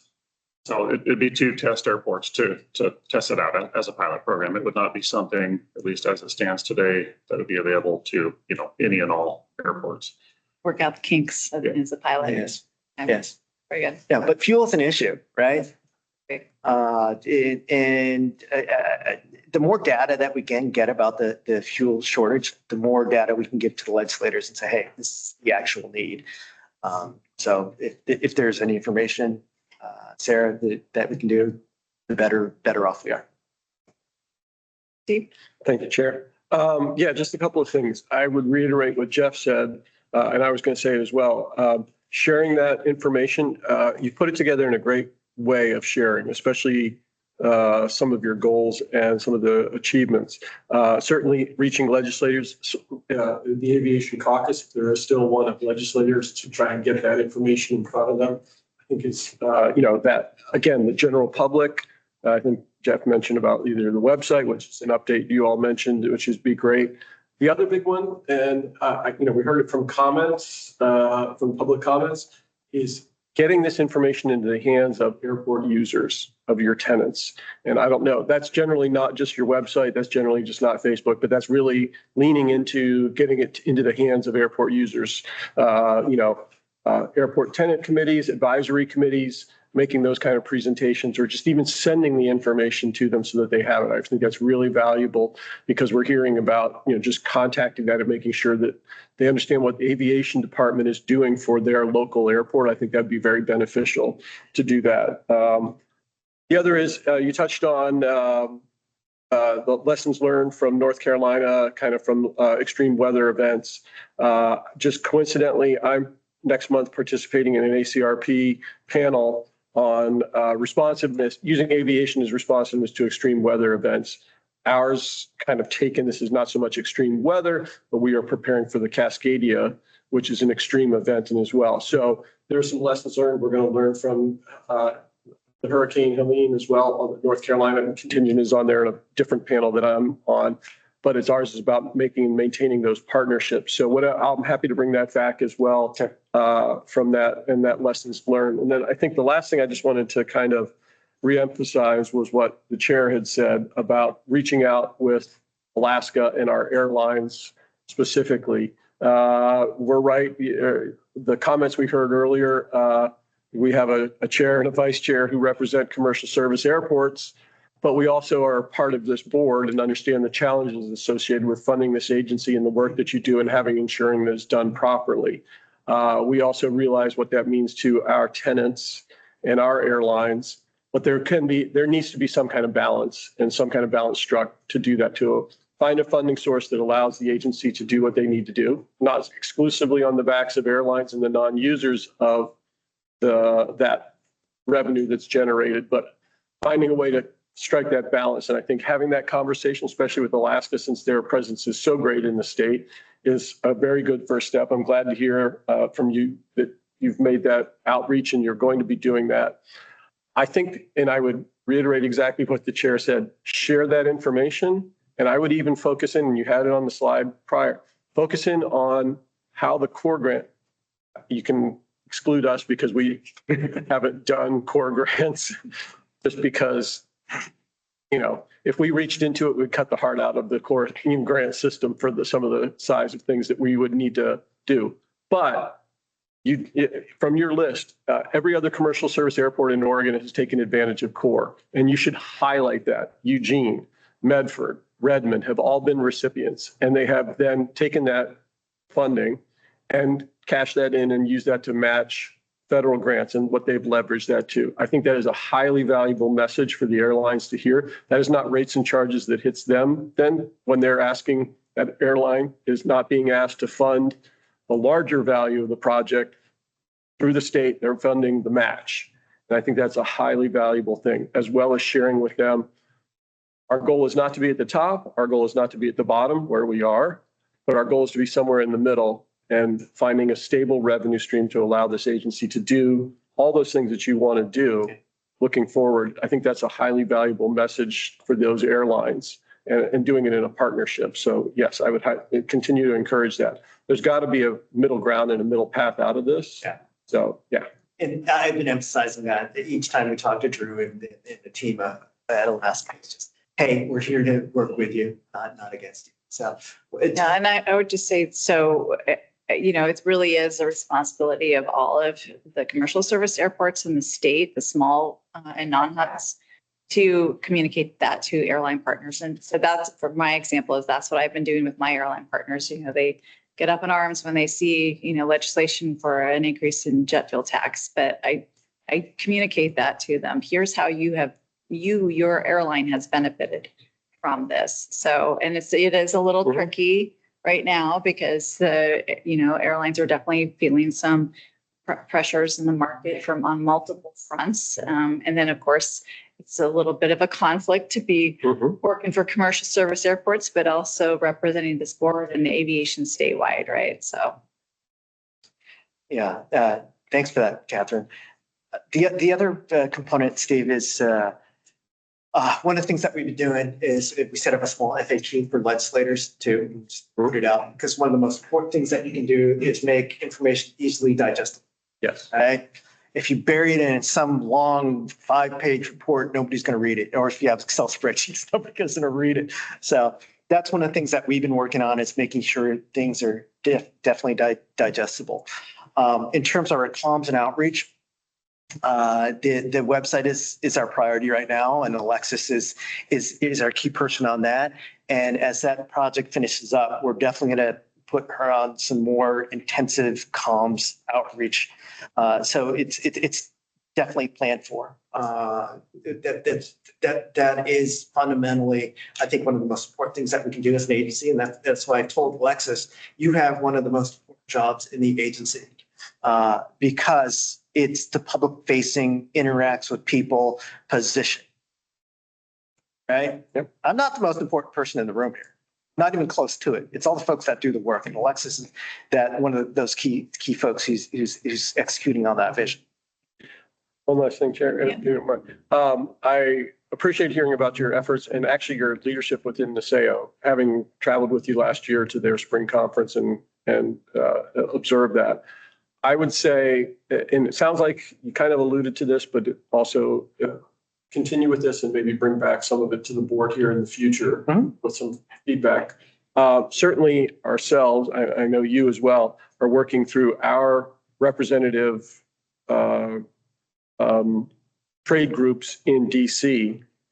With the change in this administration and 180-degree change in priorities for what the administration finds as value and funding, and the way that they potentially go about achieving success in the transportation realm. We are certainly working with those agents, those representatives for us, trying to understand if the funding or the mechanism of how things are achieved landscape is changing, what might we want to ask in that realm? Or, if, as opposed to getting, say, grants, is fees more acceptable for airports to charge directly to users as opposed to the federal government collecting it? That might just be a fundamental change and shift in philosophy of how aviation and transportation are funded. I would say encourage you to continue that and bring that to NASAO as they talk about it from a state's perspective and how that is done in the partnership with the feds. And as that evolves, bring that information back to us, because I think that's highly valuable, because we've all been used to the type of funding mechanism that has been in place for decades, which is fees are collected by the federal government and then dispersed through grants and all that. That landscape may or may not be changing underneath our feet as we speak. And it's certainly beneficial to have these trade association groups. We're certainly doing it through ACI and through others, but through NASAO to have that same information and that both input and then understanding how it's changing. So as you hear about that, I'd love to hear what NASAO's values are and what they see as the opportunities for state agencies, as perhaps through this administration, there's a right or wrong, depending on how you feel about it. We all have our personal opinion. There's a difference in de-emphasizing federal participation and upping more local control and participation. And that might be a detriment, but it also might provide great opportunities. Yeah, that's super appropriate, because I know Greg Pecoraro is talking with AAA, and all those organizations to really figure out common threads. Okay. Those discussions are ongoing. One thing I also want to mention is you're absolutely right. The fundamental nature of how we're funded is going to change. It's likely going to change. At the last meeting in DC, it was interesting because Texas, Dan from Texas, who's director at Holland, and I chimed in and said, "Hey, things are in flux. Things are chaotic. What can we do as NASAO to take advantage of the chaos to really drive forward our agenda? Are there any solutions that we would rather?" Yes. Yeah. Exactly. Because fundamentally, the way that I've always thought is it's always bad to be on the receiving end of policy. I'd rather be on the front end trying to help make policy. Because if you get on the receiving end, you get, I won't say it, but exactly. So that's one of the reasons that we've been reaching out to the Hill as well and having those conversations. So it's definitely there. One other component that I wanted to mention is we are one of the leaders in the Advanced Air Mobility and Multi-State Collaborative. So that's a collection of 35 states plus the Choctaw Nation. And it's a lot. There's many more states than the last update that I gave. So it's growing. And one of the things that we're talking about is how to start funding the new forms of aviation and the infrastructure, and we're engaging with the OEMs, manufacturers, and the operators as well, and starting to talk about how to help self-fund this. So these conversations are ongoing, and we're playing a key role. That's one of the reasons that I've sort of been pushing this insurance side as well, is because it's we all know that we can't use fuel taxes for off-airport infrastructure because that's diversion. So if we can come up with alternative funding sources to fund that, that also benefits the folks that are being impacted by this potential new revenue, this fee, the bonus, right? Because I'm always a fundamental believer in that if you're getting taxed for something or paying into a system, you need to get a benefit. So that's sort of why we've taken that tack. And this insurance thing is going to start popping up all over the U.S. because all the other states have taken an interest in it. So when I talk with the insurance companies, the supplemental expense folks, I'm going to tell them, look, you can face this now and work with us to come up with a good process. and good architecture for it, or you're going to face 20 different legislators going at it, which has already included Pennsylvania, because Pennsylvania took our idea and copied it because they thought it was a good idea. So we can leverage and do good things and do it right and show the rest of the nation how it can be done. Great. Right? So that's sort of the tack that we've taken. Very good. Any other questions? Just a couple, that's one talking about that. Mhm. When we update that land use compatibility guidebook, because Yes. it is sort of, the state will inspect all landing sites. Yes. Yes. Which the definition, how that would play into autonomous, Yes. huge. So that needs to be addressed sooner than later. Yes. And then also, you said FAQ, which FAQs can be a little wordy. So I would recommend that it be a one-pager fact sheet with FAQs that does have some graphics, because that will pull them in. But then distribute that through social media and send it to airport managers. So when you're having that, everybody has the same script. Yeah. You know? Yes. So that would just be a suggestion to maybe update that FAQ into a more multimedia one-pager Yes. and share that. Yes. Yeah, and I would not wait. I would, you can work on that website forever. Yeah, that's what I'm thinking. Do not wait to put it on the website. Website to be perfect. It won't ever be perfect. So No. go ahead and push some stuff out. Think about it as a, like a nugget that you can send to an airport manager that can just automatically put up on their social media, right? So they can talk about the work that's being done at their airports, and then ODAV gets, free publicity out of it because you're helping to fund it. And that's sort of what we did with the letters of support. We worked very closely with the airports and sent them information. So it was very easy for that. Because one of the things is, as we know, when we get letters of support, if you ask for a letter of support, it's not happening unless you make it easy for them. Yes. Great. Any other questions, comments from board members? All right. Very good. Thank you so much, Kenji, for that. Thank you. Appreciate it. So it looks like our timing, we've got, about 20 minutes. It's lunch scheduled for noon. Is that what you're saying? Yes. Okay, great. Well, we'll just keep moving forward, and if we need to push some things till after lunch, we can do that. But right now we will hear from Betha for our financial manager update. Good morning, Aviation Board. Let me get my slideshow going here. Okay, can you see my screen? Yep. Okay, great. So I have a fairly short presentation today. Since we're in the middle of session, there's nothing to vote on yet, but soon there will be. So I just wanted to give you the 25-27 budget overview, and then just a little look at the projects that we have going on right now. So here is where we are in the process. We're getting closer to the finish line. So in June is when we'll have our final legislatively adopted budget, and I'll go into detail of all the budget items at that time, and the board will get a chance to vote on those. And then in July, we'll start executing on our budget. So we're almost there. For legislation, these are the bills that will potentially become part of our budget. So we have Senate Bill 5504. And that is our budget bill we had our hearing on that last month, went really well. Senate Bill 5506 is the capital construction bill. So in that bill, we have two projects. We have the Connect Oregon Oak Ridge Runway Rehab project for $2.6 million. And we have the Malino State Waterline and Hangar project for $3.1 million. And then we have House Bill 3479 for the insurance requirements. Senate Bill 792, and that's the one that authorizes ODAV to establish the fees related to airports and aircraft by rule. And then there's House Bill 2153, and that's the 3-cent aviation fuel tax bill. So we will know our complete budget based on which of these passes, and that will make up our legislatively adopted budget. The ongoing projects we have going on right now for the agency, Kenji did talk about the strategic planning that is underway right now. So right now we're drafting our agency goals. And so we're hoping to do that, finish that this month, and hoping to wrap up the whole project by June. The website design, Kenji did talk about this too.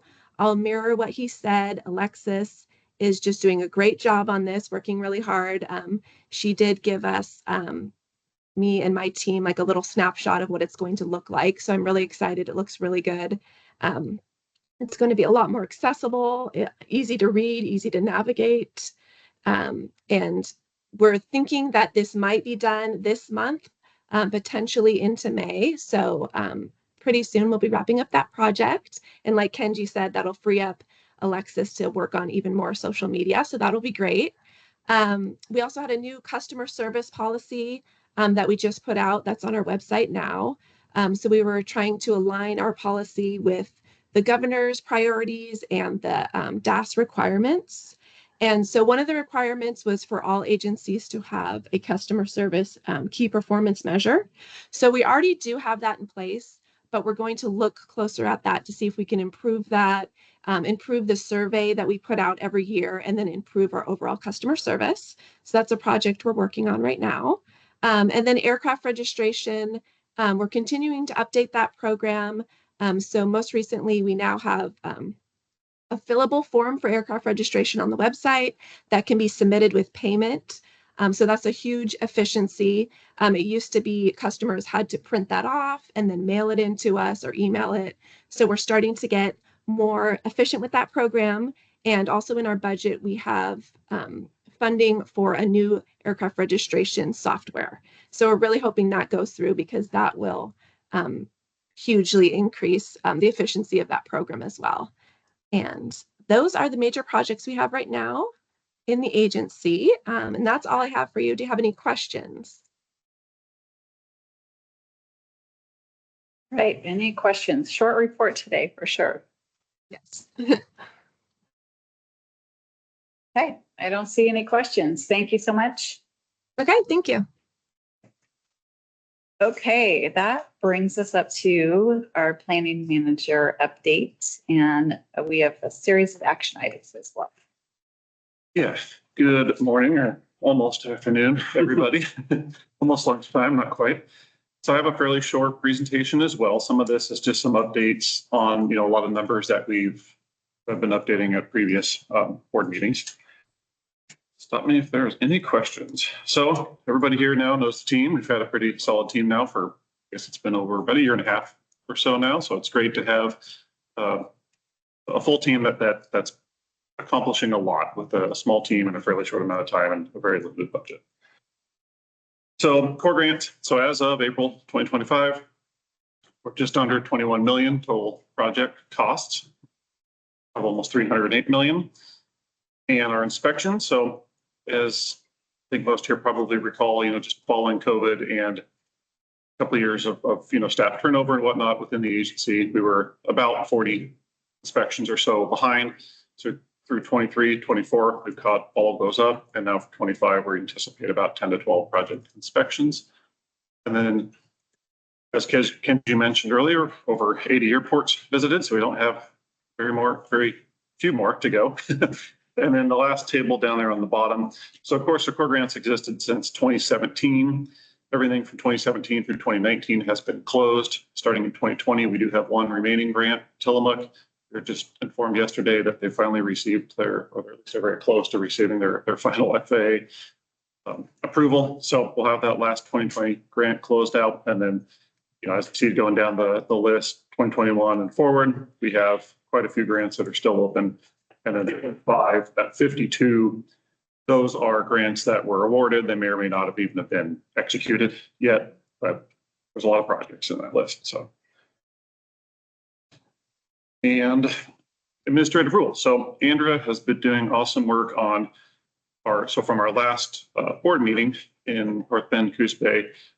One of the big, I suppose, questions that came up was, do we need to take a look at our administrative rules and maybe revise some of the ASAP priorities, priority 1, 2, and 3 for several different reasons. I mean, again, ASAP was developed back in 2017, and with the last FAA reauthorization, there are some changes there. It has been what is considered eligible for AIP grants, hangars, and resiliency, whatever that means, we'll find out, are now eligible. So combination of different items basically prompted us to need to, let's take a look at all of our ASAP administrative rules, which is at 738-124 there.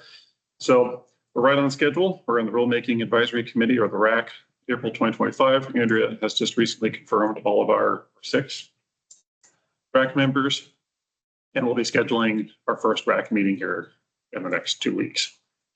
Don't know how many we'll have total, probably at least 2 or 3 meetings. I tend to keep them fairly short, with very specific agenda points. We've already worked with DOJ on our initial drafts. And so we'll, take that to all the RAC members, and every member we selected from a wide, perspectives for different regions around the state, different airport types, some commercial service, some, GA, some maybe have more of like emergency response, or some have a consultant, that works with airports all across the state.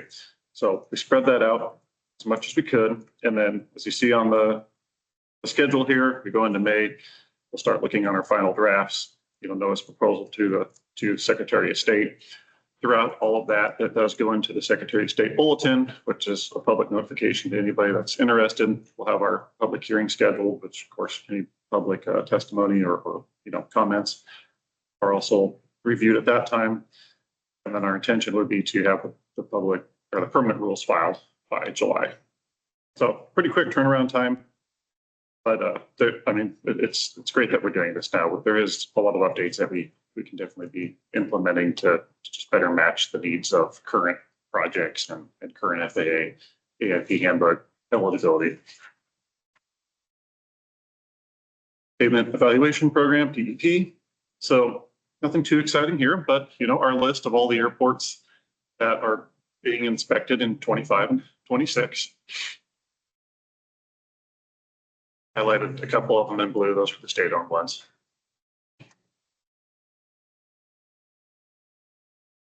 So PMP, list of the projects that we are, in the next couple of weeks, we'll be posting, within Oregon Buys, our procurement or bidding process for construction to happen later this summer, as weather permits.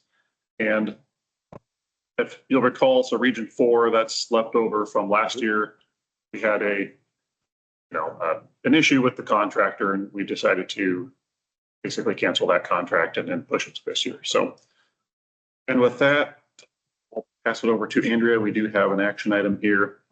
After reviewing further review of our 4Ss, we discovered that there was a process we probably should have been doing prior P&P years, but maybe had not, at least not consistently. Alex, quick thing for you.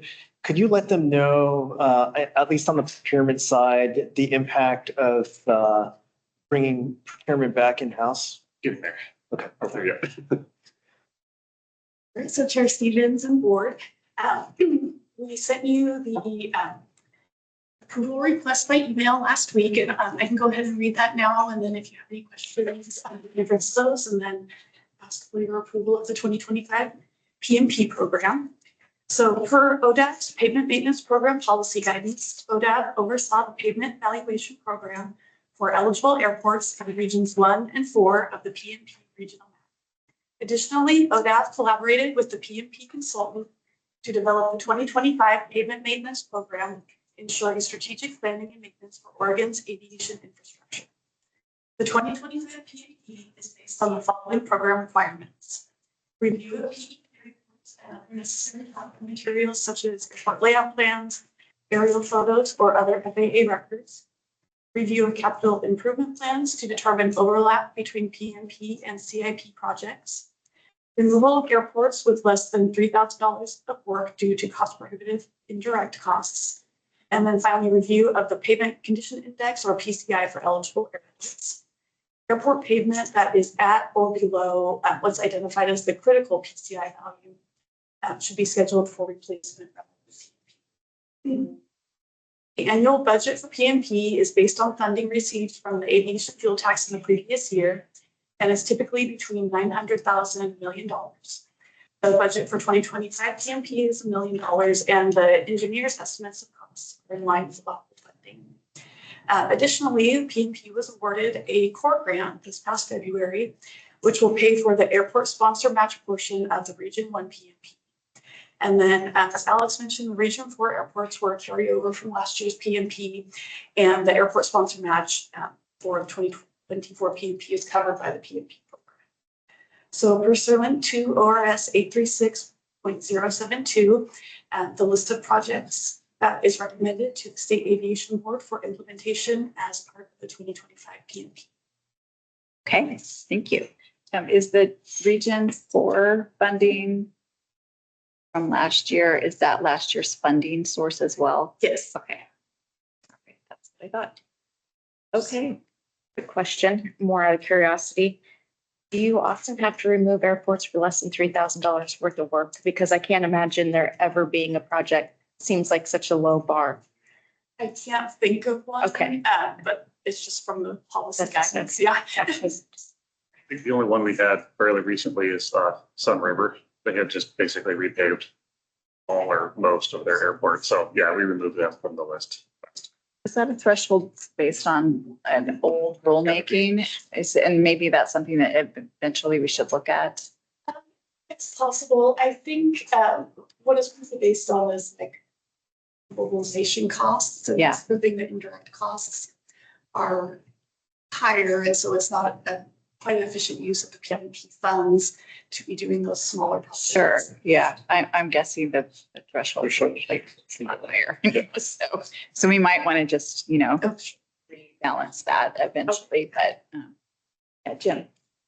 Exact same topic, that Commissioner, could you help me understand a little what you're saying? What does it mean to be removed? Removal of airports less than $3,000.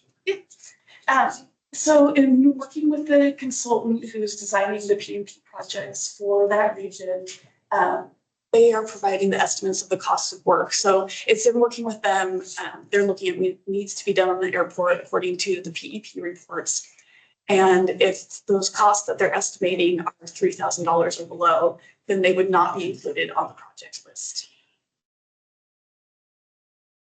Okay.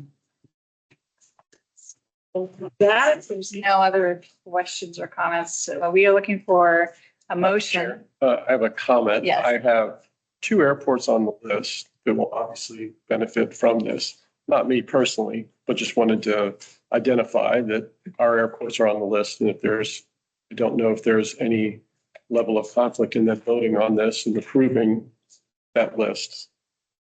Good point. And I don't know if Stacy's on the call today. Stacy's on the call. Yep. I think it's the declaration of, Just, If there's conflict. Yeah. it's just the declaration, which I wanted to show. It's not a personal conflict. It's the business For Hillsborough. correct? for Hillsborough and Troutdale. They're both identified for PMP recipients this year. Right. Okay, so with that, I am looking for a motion that would read something like this. Motion to approve the 2025 PMP projects as presented in the 2025 PMP approval request. Have a motion from Jim. Second from Sarah. Alexis, could you please do the roll call? Yes. Okay, so Bill Gropp, Aye.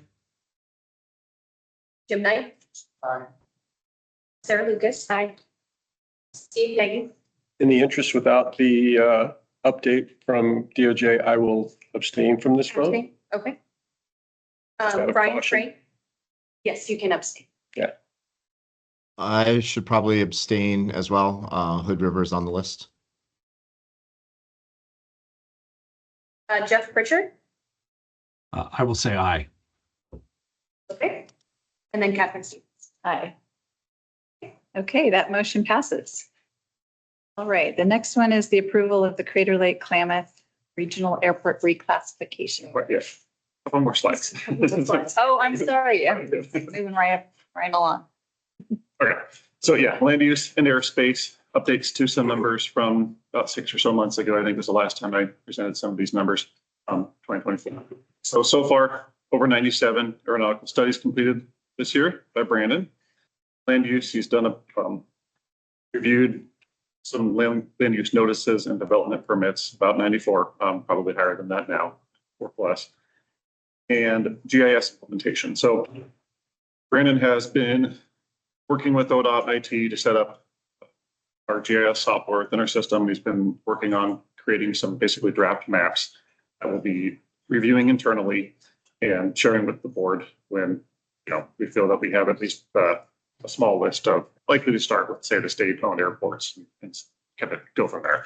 So targeting a go live date by the end of 2025 for our both internal and public access. Is a high number. It seems like a lot that Brandon has been processing through. I'm looking at the 97 aeronautical studies completed, and I'm curious kind of where that sits. It seems like a lot. Phone effect friend. Brandon, are you available? Is 97 about average? More than average?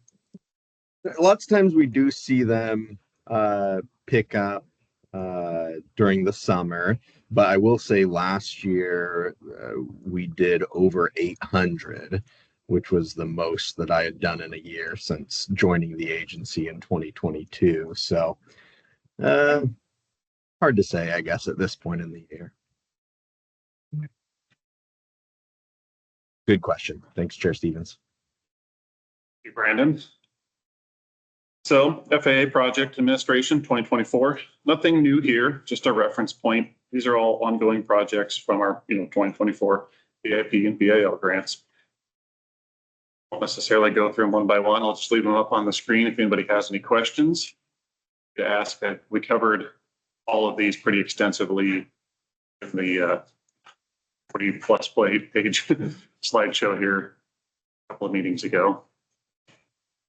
So no changes there. 2025, we have had some changes. So the last time that this was presented on, we had 16 projects. So here fairly recently, we had about $2.5 million in funding removed, no longer available for ODAV at the runway, for the Aurora Runway 1735 rehab project. So basically that forced us to move around quite a few projects, about 5, and push them out into 26 and 27, just to ensure that our Aurora Runway rehab project can still move forward as planned. And so that is the only AIP project this year. We have 10 BIL. And that was discretionary funding that's taken away. And can you elaborate why that was taken away? We were not provided a clear reasoning of why that happened. We were just told that it was a competitive process. There were projects that may have been a higher priority. Don't know if I necessarily agree with that response, but. Wasn't it discretionary, wasn't available at that point? Because the issues at the federal side, federal budget? Discretionary and state apportionment, and it was because that's competitive. Was the answer we got. Yeah, we received a limited response. It's just, I mean, runways are the #1 priority for discretionary funding. So it's an interesting decision. Yeah. Do not disagree. It did require shuffling of, like I said, about 5 or 6 projects. I mean, it's still happening as planned. All of our 26 to 2030 CIP lists, have been updated. We worked pretty extensively with, between Tony and myself and the FAA and our consultants, moving those projects around to make sure everything's still going to happen. Some may just be, again, pushed out a year or 2. And many of those projects that were pushed out, we talked about this in, a couple of meetings ago, but a lot of them were pavement related projects that we had already been pushing out probably longer than we would have preferred. So pushing out 1 more year isn't great, but they're still on our lists. Still plan to have them moving forward. Procurement contract. So Angie brought this up earlier. So it's been almost a year. It'll be here July 1st that we'll have brought procurement in-house from ODOT. So if you recall, we previously used to pay ODOT to do all of our procurement processes. Since Ermy's been brought on board, both Ermy and I have been fully trained, checked all of our boxes and whatnot to be able to handle it internally. That's been moving along very smoothly. We have quite a few ITBs that we'll be posting here in the next couple of weeks for Aurora, our P&P program, and then a handful of other construction projects. And some of our key improvements have been We have just been basically redoing all of our templates, our documents. Ernie's been spending a massive amount of time just with consistencies and updating all of our links. And there's been some new, state level procurement requirements from a recent governor's executive order. There's been some new recent FAA contracting requirements. And then we've been working with DOJ through all of that. Yeah, previously we worked off of ODOT templates. We've basically now switched to like the base DAS, Department of Administrative Services templates. And so we'll have all of our own ODAP specific contracting and templates, and just the process will be all ours, which will be great. And that has saved us really on some projects, months of turnaround time, at least weeks. That's been very appreciated by, of course, ourselves and our consultant partners and our users. And legislative, I won't go into this too much. I mean, Kenji spent quite a bit of time on this and Kristen touched on it too. So Senate Bill 792 authorizes ODAV to establish by rule fees related to airports and aircrafts. We did have a hearing on March 24th, HB 3479 that requires commercial operators of uncrewed aircraft systems to maintain liability insurance. Also the hearing on the 24th. That one, at least during that hearing, did have a little bit of opposition. So we're still meeting with industry representatives to see if there's any amendments that they may consider. And then House Bill 2153 increase on tax on aircraft fuel usable on aircraft operated by turbine engines and so on. So that's the 3-cent increase. 1 cent of that goes towards operations, which has not had an increase since 1955. 28 state-owned airports with only 3 staff scattered in every corner of the state is a lot for a very small team. That 1 cent increase would include, if it passes, 2 additional operations staff, which are very desperately needed. And the remaining 2 cents of that increase goes right back into the ASAP core program that goes back out to any eligible public use airport within the state. Kenji talked about or indicated a lot of those projects, and earlier slide indicates it's over 20 million so far. And as we have seen on the last couple of grant cycles, we're getting to a point where it's very rare or we barely even make it into the priority 3 projects. The priority 1s and 2s more or less get the check mark, and priority 3s, unfortunately, are just too far down and there's not enough available funding. So we'll never hit 100%. We never probably should, but it'll be interesting if this does pass and we do have available funding, how many more airports that would apply that have just, recognizing that their projects may have been priority 3, their chance of being approved was so slim. So we'll keep moving this forward as we happen. And Senate Bill 5506 and 5504, those are agency budget bills. One specific to the overall budget of the agency, and then one is specific to some capital construction projects at Oak Ridge and Milano.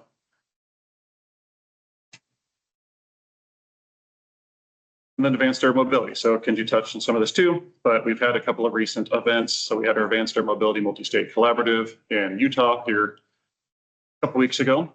Just some of the key takeaway points: scope and role of states, policy harmonization, infrastructure needs, and funding. Just last week, we had the AAM Lift Summit in Monterey, California. It's pretty, it's a smaller regional, mostly, kind of Washington, Oregon, Alaska, West Coast states in attendance, and some OEMs. Key takeaways: workforce development, use cases, economic impact, security, and airport readiness. And exponentials, the next big one in May, Houston, Texas. That's probably by far the largest AAM or UAS focused event across in the country.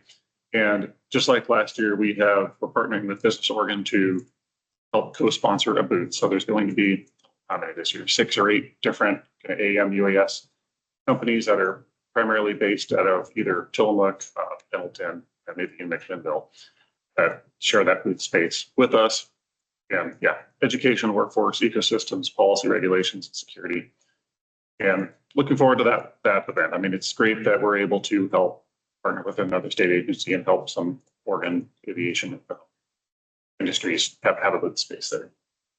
One quick thing to add for exponential, we are looking forward to attending, primarily because one of the things that we want to do is introduce Business Oregon to some interest in South Korea and Taiwan, because there are a couple companies that are looking to do some manufacturing in the United States, and there's a couple of states already talking to them. I won't mention which other states, but if we can get in that process, there's some very strong potential, especially given our connection, hopefully in the near future, to Asia Pacific, where the gorge would be a very attractive place for some manufacturing capability for those countries. Sure. Do you know when that you'd be taking that? Are you talking about introductions for companies that are coming here, or are you talking about going on a trade mission to them? Companies will be at the Exponential. Okay. All right.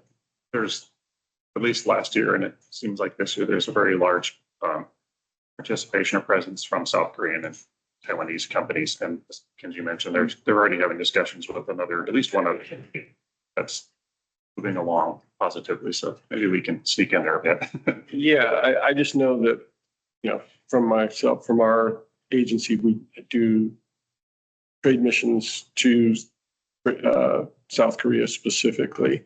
And when it gets to that point, we should coordinate. Yes. That might be an agenda item for our team to cover as well, whether it also comes from the governor's office, but certainly something that we can emphasize as beneficial to the state.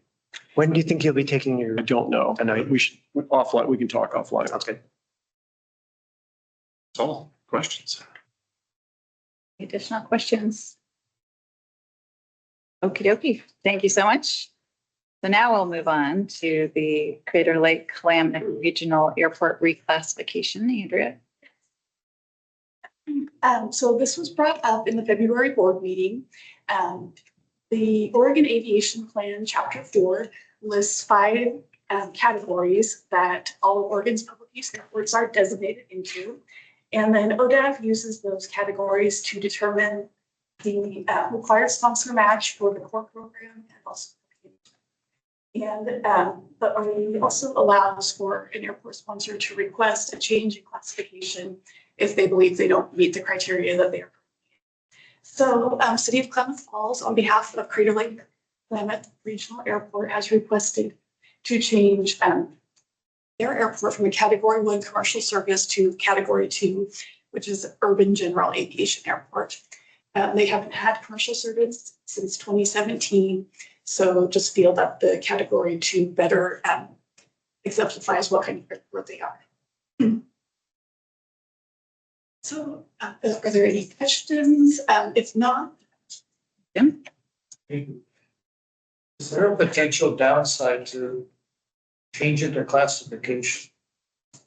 If they all of a sudden had the opportunity to continue service, what's that process look like? How long would that take? I'm not saying this is a bad idea. This is their community and their airport. I understand the reasons why.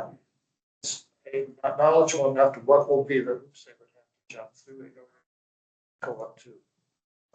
sure.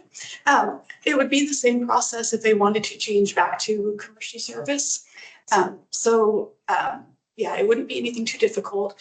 And additionally, something that we are adding into our own process annually is just to do a quick review every year of the airports and making sure that they really are in their correct categories, so that we can then talk to them about it and make sure those changes are done.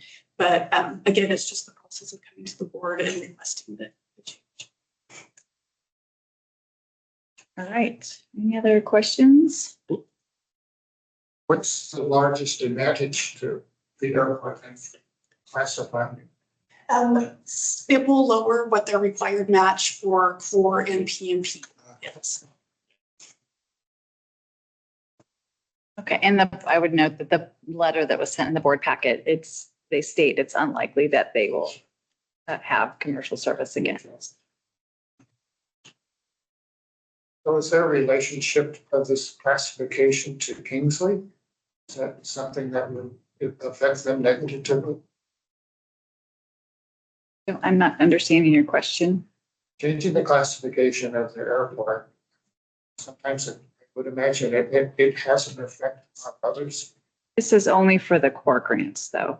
It's from the Oregon Aviation Plan, and it really is just a classification if they have commercial service. Right. And so the Oregon Aviation Plan has not been updated and since. Yeah, I don't think this has any impact on the types of operations that they expect going on with the military through Kingsley Field. This is solely about their commercial service and how it's classified in the Oregon Aviation Plan, correct? Okay. And their grant process. And their grant process, right? Their eligibility and criteria. Okay, so then I am looking for a motion to take the form, something like this. A motion to change Crater Lake-Klamath Regional Airport classification in the Oregon Aviation Plan from a Category 1 commercial service airport to a Category 2 urban general aviation airport. I'll make the motion to change the category for the Crater Lake-Klamath Falls Airport from in the Oregon Aviation Plan from the Category 1 commercial service to Category 2 urban general aviation airport. All right, I have a motion from Steve. Do I have a second? Second. Second from Jim. And Alexis, would you please call the roll? Yes. Bill Gropp, Aye. Jim Knight, Yes. Sarah Lucas, Steve Navy, Aye. Ryan Crane, Yes. Jeff Pritchard, Aye. and Catherine Stevens. Aye. Okay, that motion carries. And then, Andrew, how much time do you think you need for the core request amendment? It's I don't pretty think brief, that isn't it? long. It more Okay. depends on if you all have a lot of questions. Go for it. So yes, we have a request. This is actually the first time we've had a request like this on a core grant from Burns Airport. They had an approved priority 1 grant for snow removal equipment building. And since the approval in February, the FAA has made some changes. And so they're requesting to actually change the project to their snow removal equipment procurement rather than the building. And Haley Walker, as consultant for Burns Municipal Airport, did submit a request, which was provided to you. And she is also on the meeting here if you would like to hear from her or have questions from her.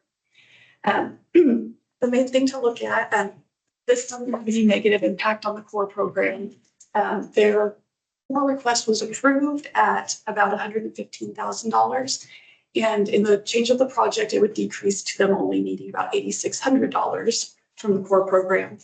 And then they would be reapplying for the SRE building grant in the upcoming cycle this fall. So that would free up about $106,000 in the cycle that was just approved and allows us to actually fund the next priority 3 grant that was below the cut line. So it's definitely a positive for the program and for our airports. So yeah, if you have any questions, as I mentioned, Haley is on the meeting, or I can answer if you have any for me. Okay, do we have any questions? Chair Steve, my question is, I refresh my memory, I don't remember it being in the packet. If it was, I missed it. What was the one additional grant that we could fund out of the priority 3s? It is actually Port of Astoria, their terminal improvements. Okay. So some of the items that. Okay. Right. Thank you. Like a similar question, it's what happens to the extra money? Yeah. That's And one down on the list. The one other question was what actual snow removal equipment is being purchased? Is it just out of curiosity? Was that listed in the updated grant application? It wasn't, it looks like Haley, you want to go ahead on that one? Hi, thank you. Thank you, board. That is to be determined right now. They're doing the calculations based on the pavement and the FAA approval, but tentatively we're looking at approximately something similar to like a Ford 5500 or Chevy 5500, Ford 550 type of truck with a large plow on front. Okay. Thank you. Thank you. And then just could if I ask a point of clarification on the building then, so it's an environmental process that got hung up and that's the postponement then, or the lengthier process? That is correct. It was primarily just the change in the FAA PM and the engineers. And so once we got the new folks on board, the primary locate or the preferred location is requiring additional environmental. As you all are probably aware, typically you get the snow removal equipment building prior to the equipment acquisition. And so because we do have the building in the works with the environmental, we did get approval to move forward with the equipment acquisition first. Okay, thank you. Thank you all. Other questions? All right, then I am looking for a motion that says something like motion to approve amendment of the project as described in the core 2025 BNO 0049 revision request from Burns Municipal Airport dated 3/15/2025. Can I just say so moved? Yes, you can. There we go. So I have a motion from Sarah, Second. a second from Steve, and Alexis, please take roll call. Yes. Bill Brock, Aye. Jim Knight, Aye. Sarah Lucas, Aye. Steve Nagy, Approve. Brian Frank, Aye. Jeff Pritchard, Approve. and Catherine Stevens. Approved. Right, that motion passes, and I think that brings us to lunch. So we will take half an hour for lunch. So I guess we'll give everybody a couple extra minutes. So we'll call it 12:50. We'll come back. All right, thank you.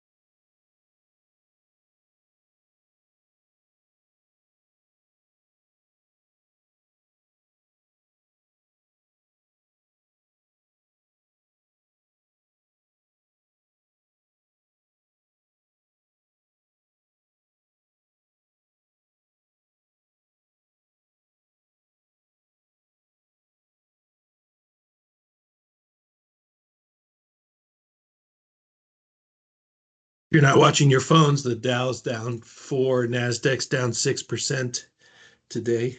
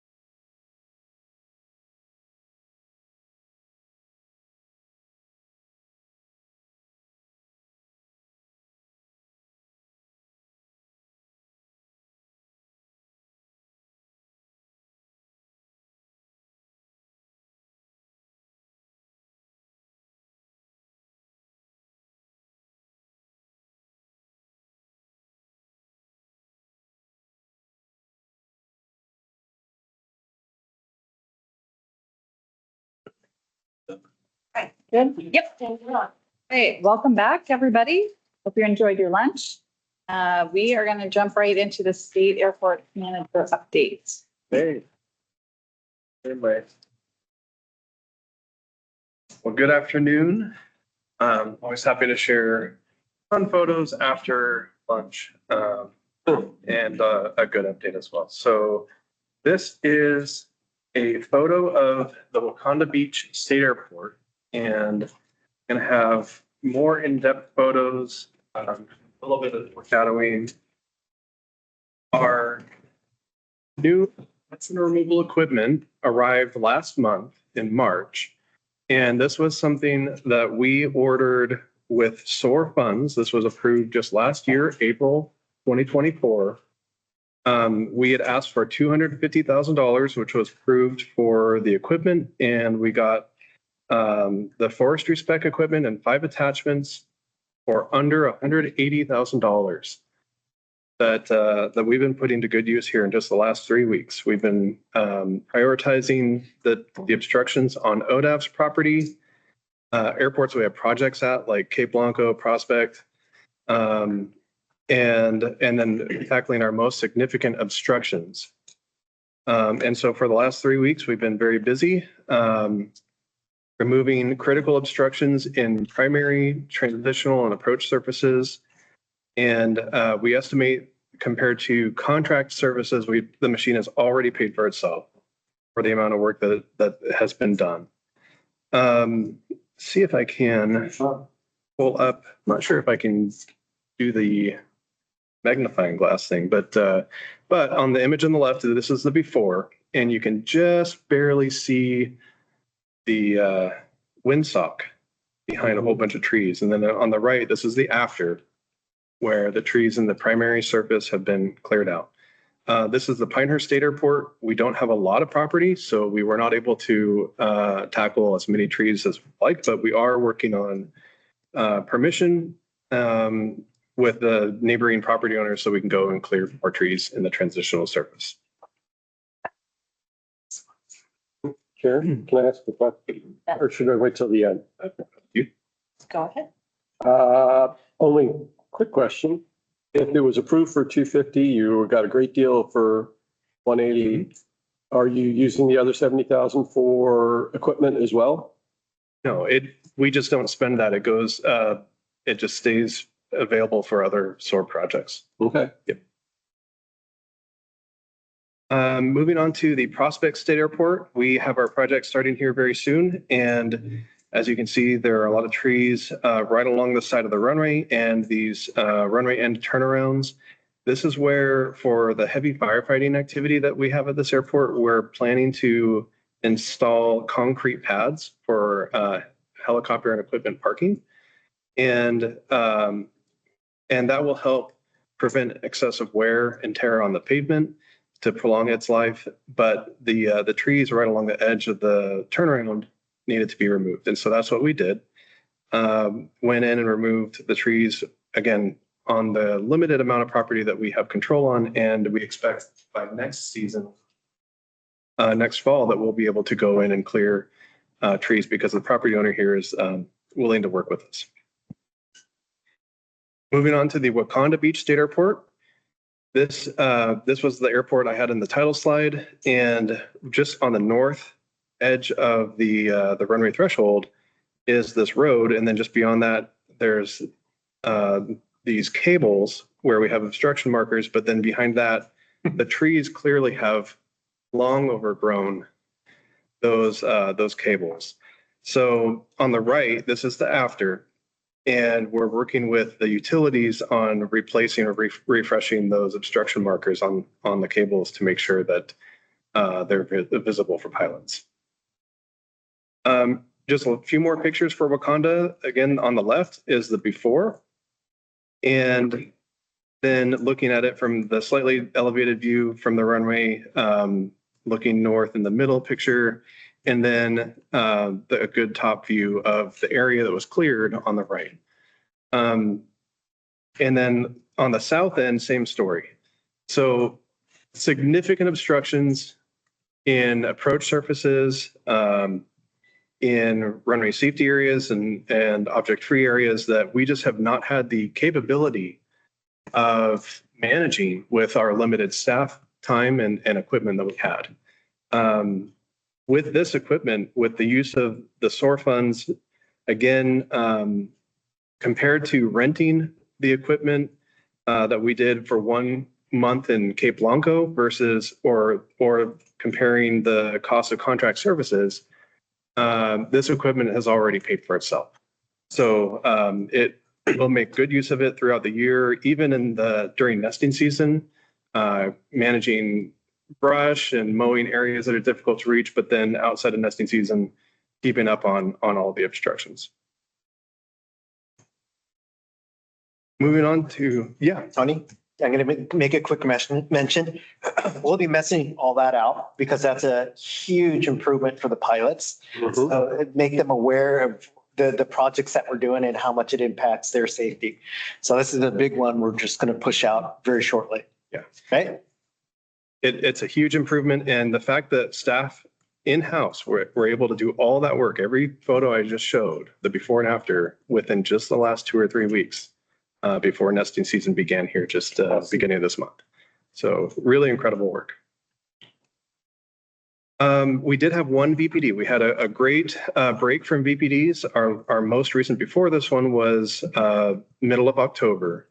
So we had about a 5-month lapse in VPDs, but we did have this most recent one, March 17th.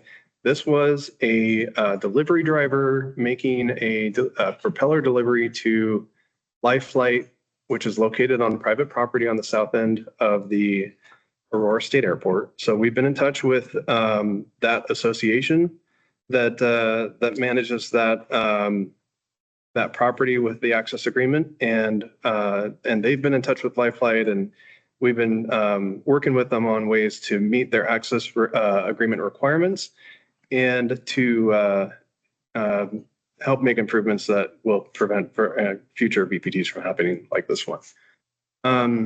We also have published our Aurora Airport user and visitor safety training. It's posted on our project or our airport website for the Aurora State Airport. It's also under the Be Informed section, should still be there for on our main page on our homepage. But that section updates regularly, so it has a permanent link right on the Aurora Airport webpage. And there it is. And that has also been blasted out through Gov Delivery to everyone that signed up for updates for the Aurora State Airport. And also just sharing this everywhere we can because we want to make sure as many people are educated as possible. The training covers a lot of information, and I'm not going to go through all of it, but this is just a quick capture of the table of contents and then just a preview of some of the slides within the training. There's good information on airport familiarization, tips and tricks, best practices for operating safely on airports, and just understanding how to prevent BPDs and runway incursions at the Aurora State Airport. And then while you're on the Aurora Airport webpage, we're also just sending out updates, reminders for everyone to please be familiar with and try to follow our noise abatement procedures for the Aurora State Airport as much as possible. We encourage everyone to follow these procedures and minimize noise impacts around our noise sensitive communities. And then a couple updates on projects. As Alex mentioned, there was some challenges with funding for the Aurora runway, but that project we are still moving forward with. It is a priority for us. And so we have worked some magic and shuffled our CIP to keep that on track. And we expect that project will be happening later this summer, probably around the August, September timeframe. We'll know more when it goes out to bid very, very soon. On the Aurora Airport Master Plan, we had our last PAC meeting February 11th. We have sent the ALP to the FAA. We're working on final edits to the draft chapters and getting the whole package together. And then we'll have all that sent over to the FAA as well. The Cape Blanco runway rehab project, we're just working on punch list items right now. And we expect that will finish and reopen that runway next week. And then that will be the final completion of that project. And we look forward to unveiling that completed rehabilitation very, very soon. Tom? Yeah. So we'll have a ribbon cutting ceremony, right? Yeah. Yes. Yeah. We might have to find some ribbon, but we'll. But I'm planning to be there, and we expect we're planning for Wednesday. So as soon as we do, we'll update NOTAMs and send out a Gov Delivery notice as well. And we'll definitely get photos with the biggest pair of scissors we can find. Prospect, we expect that project to start very soon. We're expecting about 2 months to reconstruct that runway and install the electrical improvements. And we're anticipating that closure starting in May. Again, we'll send out more information through Gov Delivery as soon as we have it.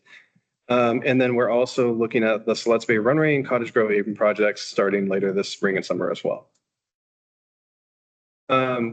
For our 4 airports where we are working on obstruction removal through grants, we are working on appraisals for all 4 of them at the same time. And so that work is ongoing. It is going to take some time for us to work through all of the appraisals and the easement acquisition before we can get to construction on these projects.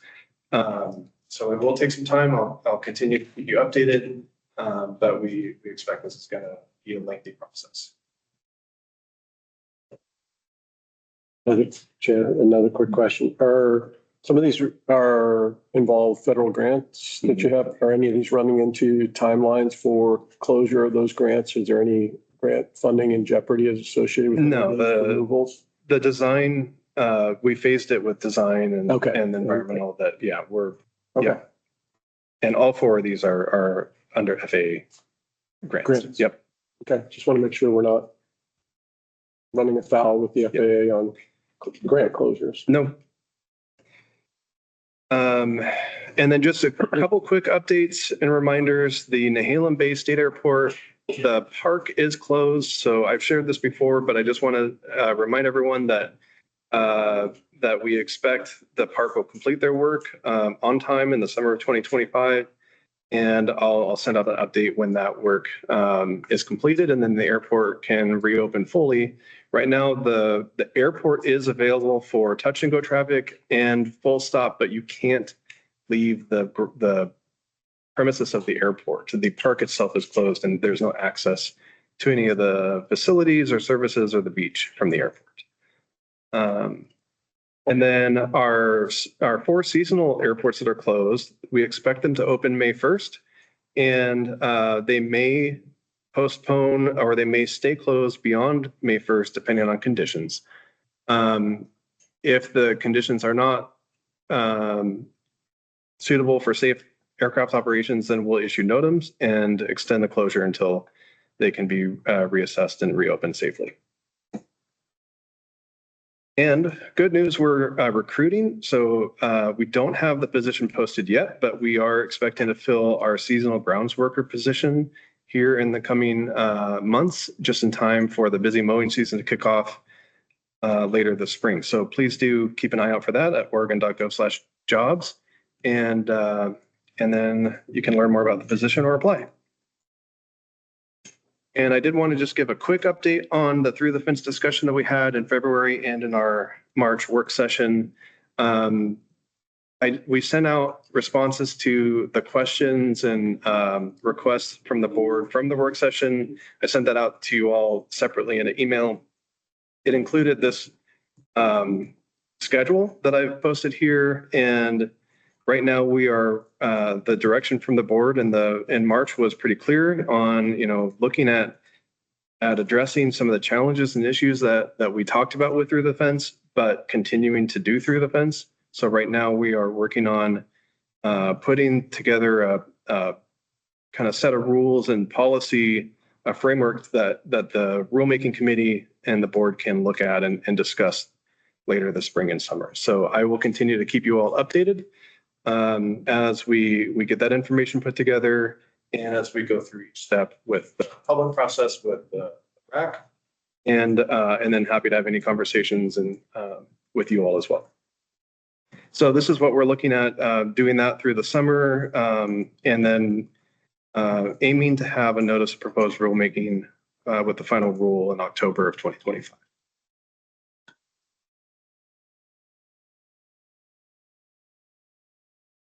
Okay, so finally, everything that I've mentioned, we will be doing Gov Delivery updates and outreach, and the best way to sign up is on our homepage, oregon.gov/aviation, and look for that link on the right-hand side to subscribe to emails from ODA, and that's how you can stay informed on the latest and greatest information.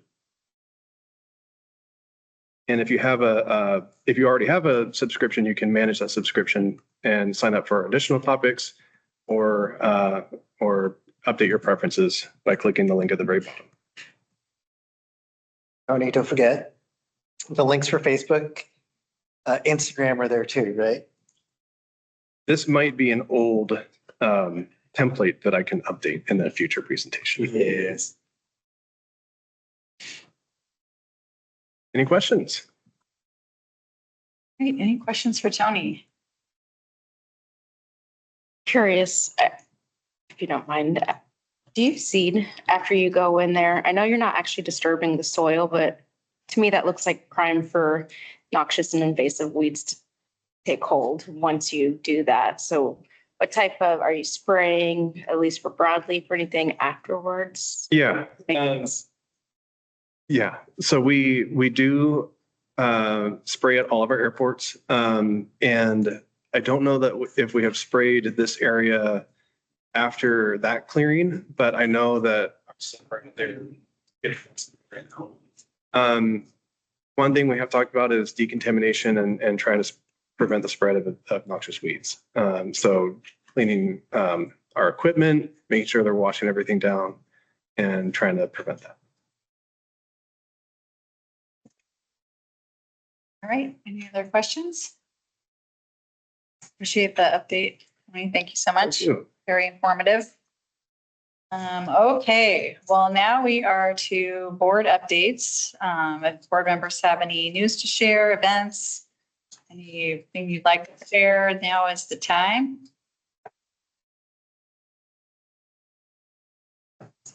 Yay. Brian? Yeah, Brian.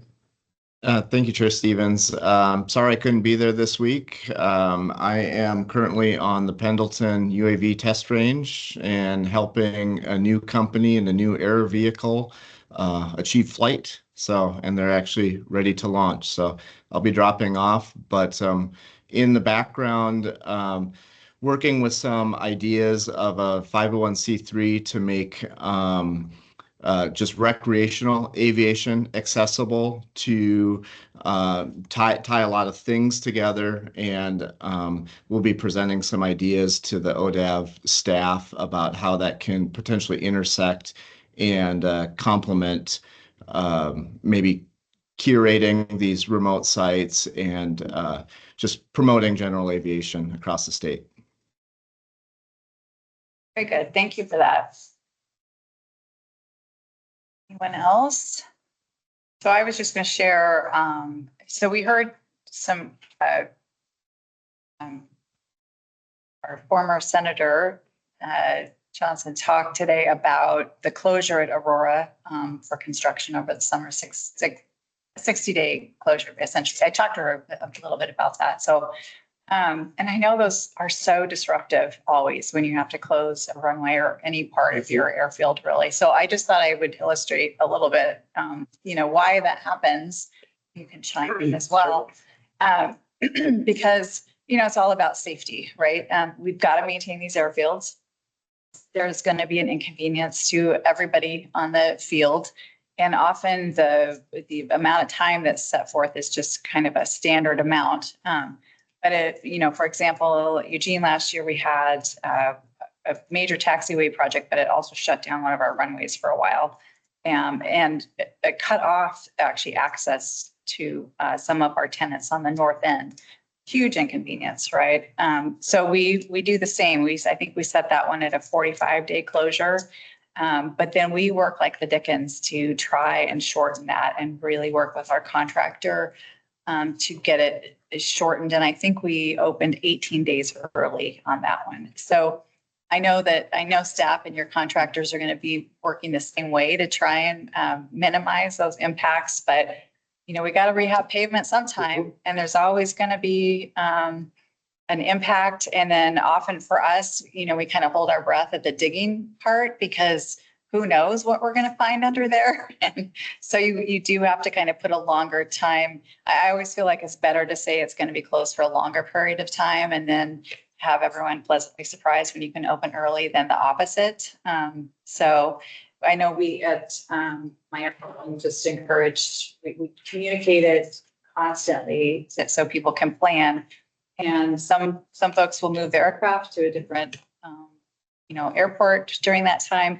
Some folks just make sure they plan their major maintenance during that time so they can take the airport off field and take care of that at the same time. So I just want to acknowledge it is so disruptive, but it has to be done. Yeah, Tony. Can I add on that? Thank you. And I did mean to mention, make a couple comments on that topic. We have been having discussions with the users of the Aurora Airport for a couple of years now. One on the urgent need to rehab the runway because of the failing, the delamination of the overlay. And we also have been discussing some of the different ways we could approach rehabbing the runway. We asked, is there interest in doing a couple of phases where we could keep the runway open at a shorter length that would serve some of the smaller aircraft, but it would spread the impact of the overall project over a greater amount of time. And the feedback that we received pretty unanimously was rip the Band-Aid off, get it done, close it down and get it over as quick as you can. And that's what we ran with. I've got meeting summaries that I'm happy to send. I'll send it all to you so you can take a look at the town hall meetings that we've had with the public with the users of the Aurora Airport, where we went over the schedule or the timeframe, the duration of the project that we were anticipating at an engineer level. Also, some of the issues, there was some uncertainty on the requirements that the FAA were going to have over meeting the runway crown that currently does not meet design standards. It's, I'm not going to remember off the top of my head, something like 0.2 to 0.5 degrees off standard.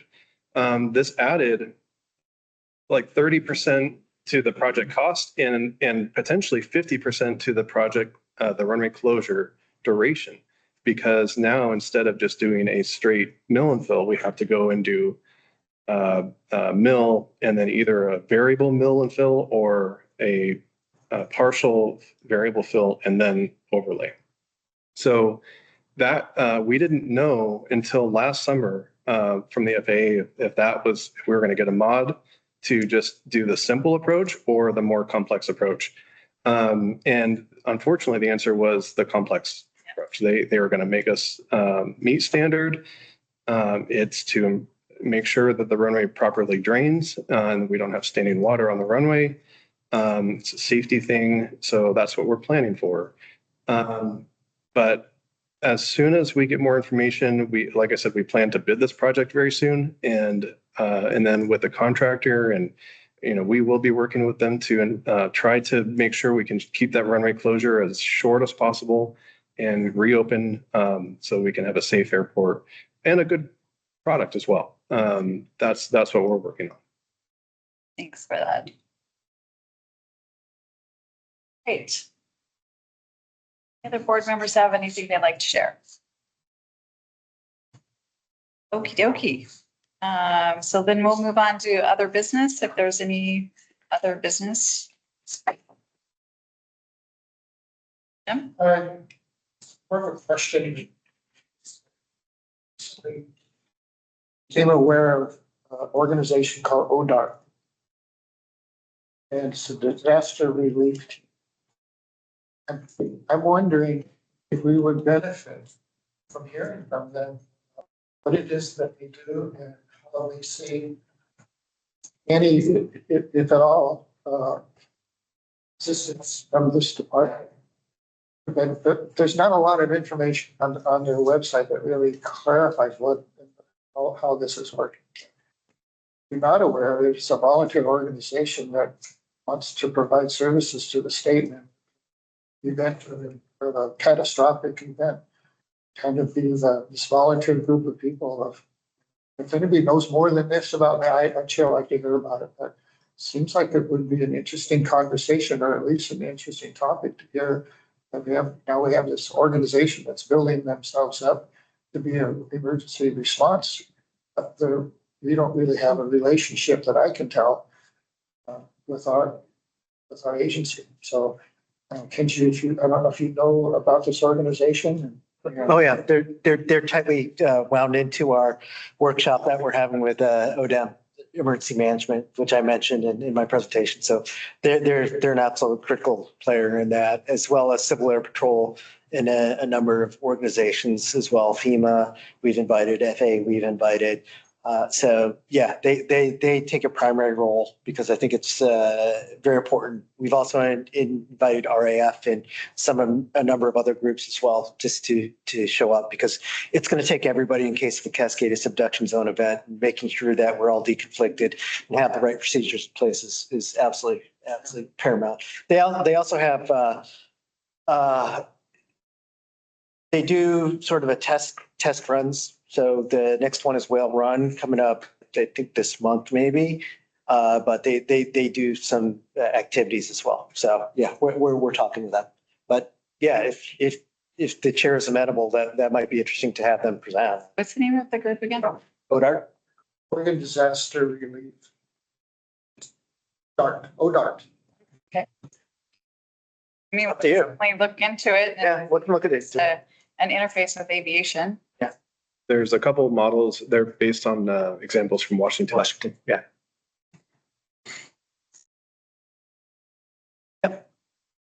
Any other new business? Okay, any agenda input? Anything that board members would like to have some input from staff, future topics for board meetings or work sessions for that matter? Sure.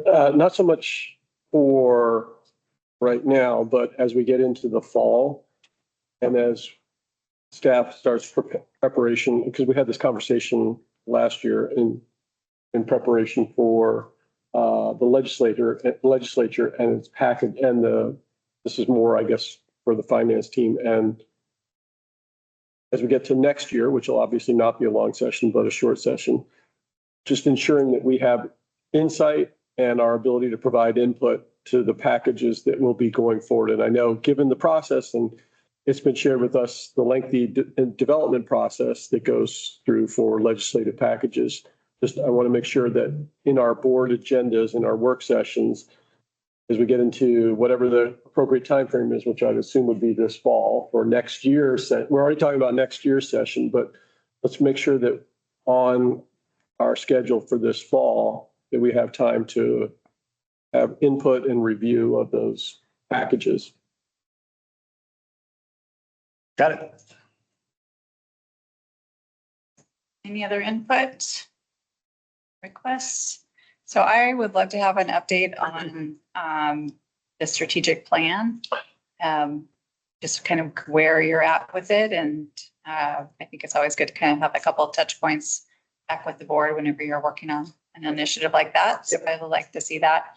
And then, let's see, there was another thing. What was it? Oh, also, if we could have, I think it's been a while since we've done rulemaking.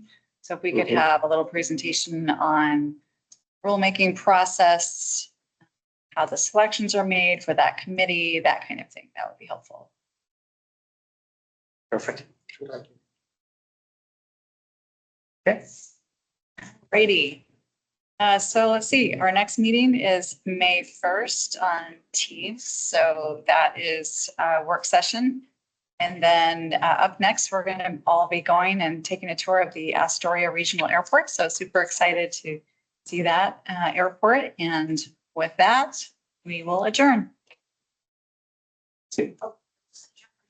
Oh, we did. Oh, Jeff. Oh, no. Yeah. Are you still there, Jeff? Goodbye. I was waving goodbye. Did I miss the opportunity to do or say like any updates or anything like that on things? Oh, we could certainly reopen and do that. Yes, go for it. Okay, sorry. One of the things that one of the many projects I'm working on that I think might be of interest to our board and to Oregon Department of Aviation is I've been asked to be an SME on this project that is funded by FEMA and the FAA. The project is called Assured Safe. And Assured Safe is supposed to be putting training together for the public safety sector in uncrewed aircraft and a few other things. And what the FAA and FEMA have done is they have handed this off to higher education. And there are several colleges around the country that are coming up with a curriculum and standard and training on a whole host of subjects. But the one that I've been brought in on is for this term called AirBoss, which hopefully we're going to do away with because it doesn't fit into the ICS structure. But what's interesting about this is in the 3 meetings we've had so far, the only other states represented in the groups are Texas and Florida. And there's a lot of high-level folks that are part of this. But one of the things that's kind of heartwarming is Director Sugihara wanted to do this tabletop exercise in our state to talk about what we would do in a Cascadia event for coordinating resources. And this project that I'm involved with totally fits in with that because it sounds like almost all the states are in a position where they don't know how to coordinate resources from the local level to the regional level to the state level and then to the federal level, as we vertically integrate, and how we use the appropriate terminology. when we're integrating uncrewed aircraft, and then when we're mixing the crewed and the uncrewed aircraft together. So it's been fascinating to be a part of this, to be able to represent, public safety, but also the state of Oregon, and talking about our perspectives and some of the things we are doing and that we have in place. Don't know where all this is going to end up. This process is going to be about a year long. But at the end of the day, I think participation in this is going to help our state out in the long run, because we do have a lot of work to do on how we're going to coordinate and work together and manage all these aviation resources to get people the stuff that they need. So sorry for the long-winded report, but that's all I got. Okay, thank you so much for that. Appreciate it. Okay, with that, we will adjourn. Thank you.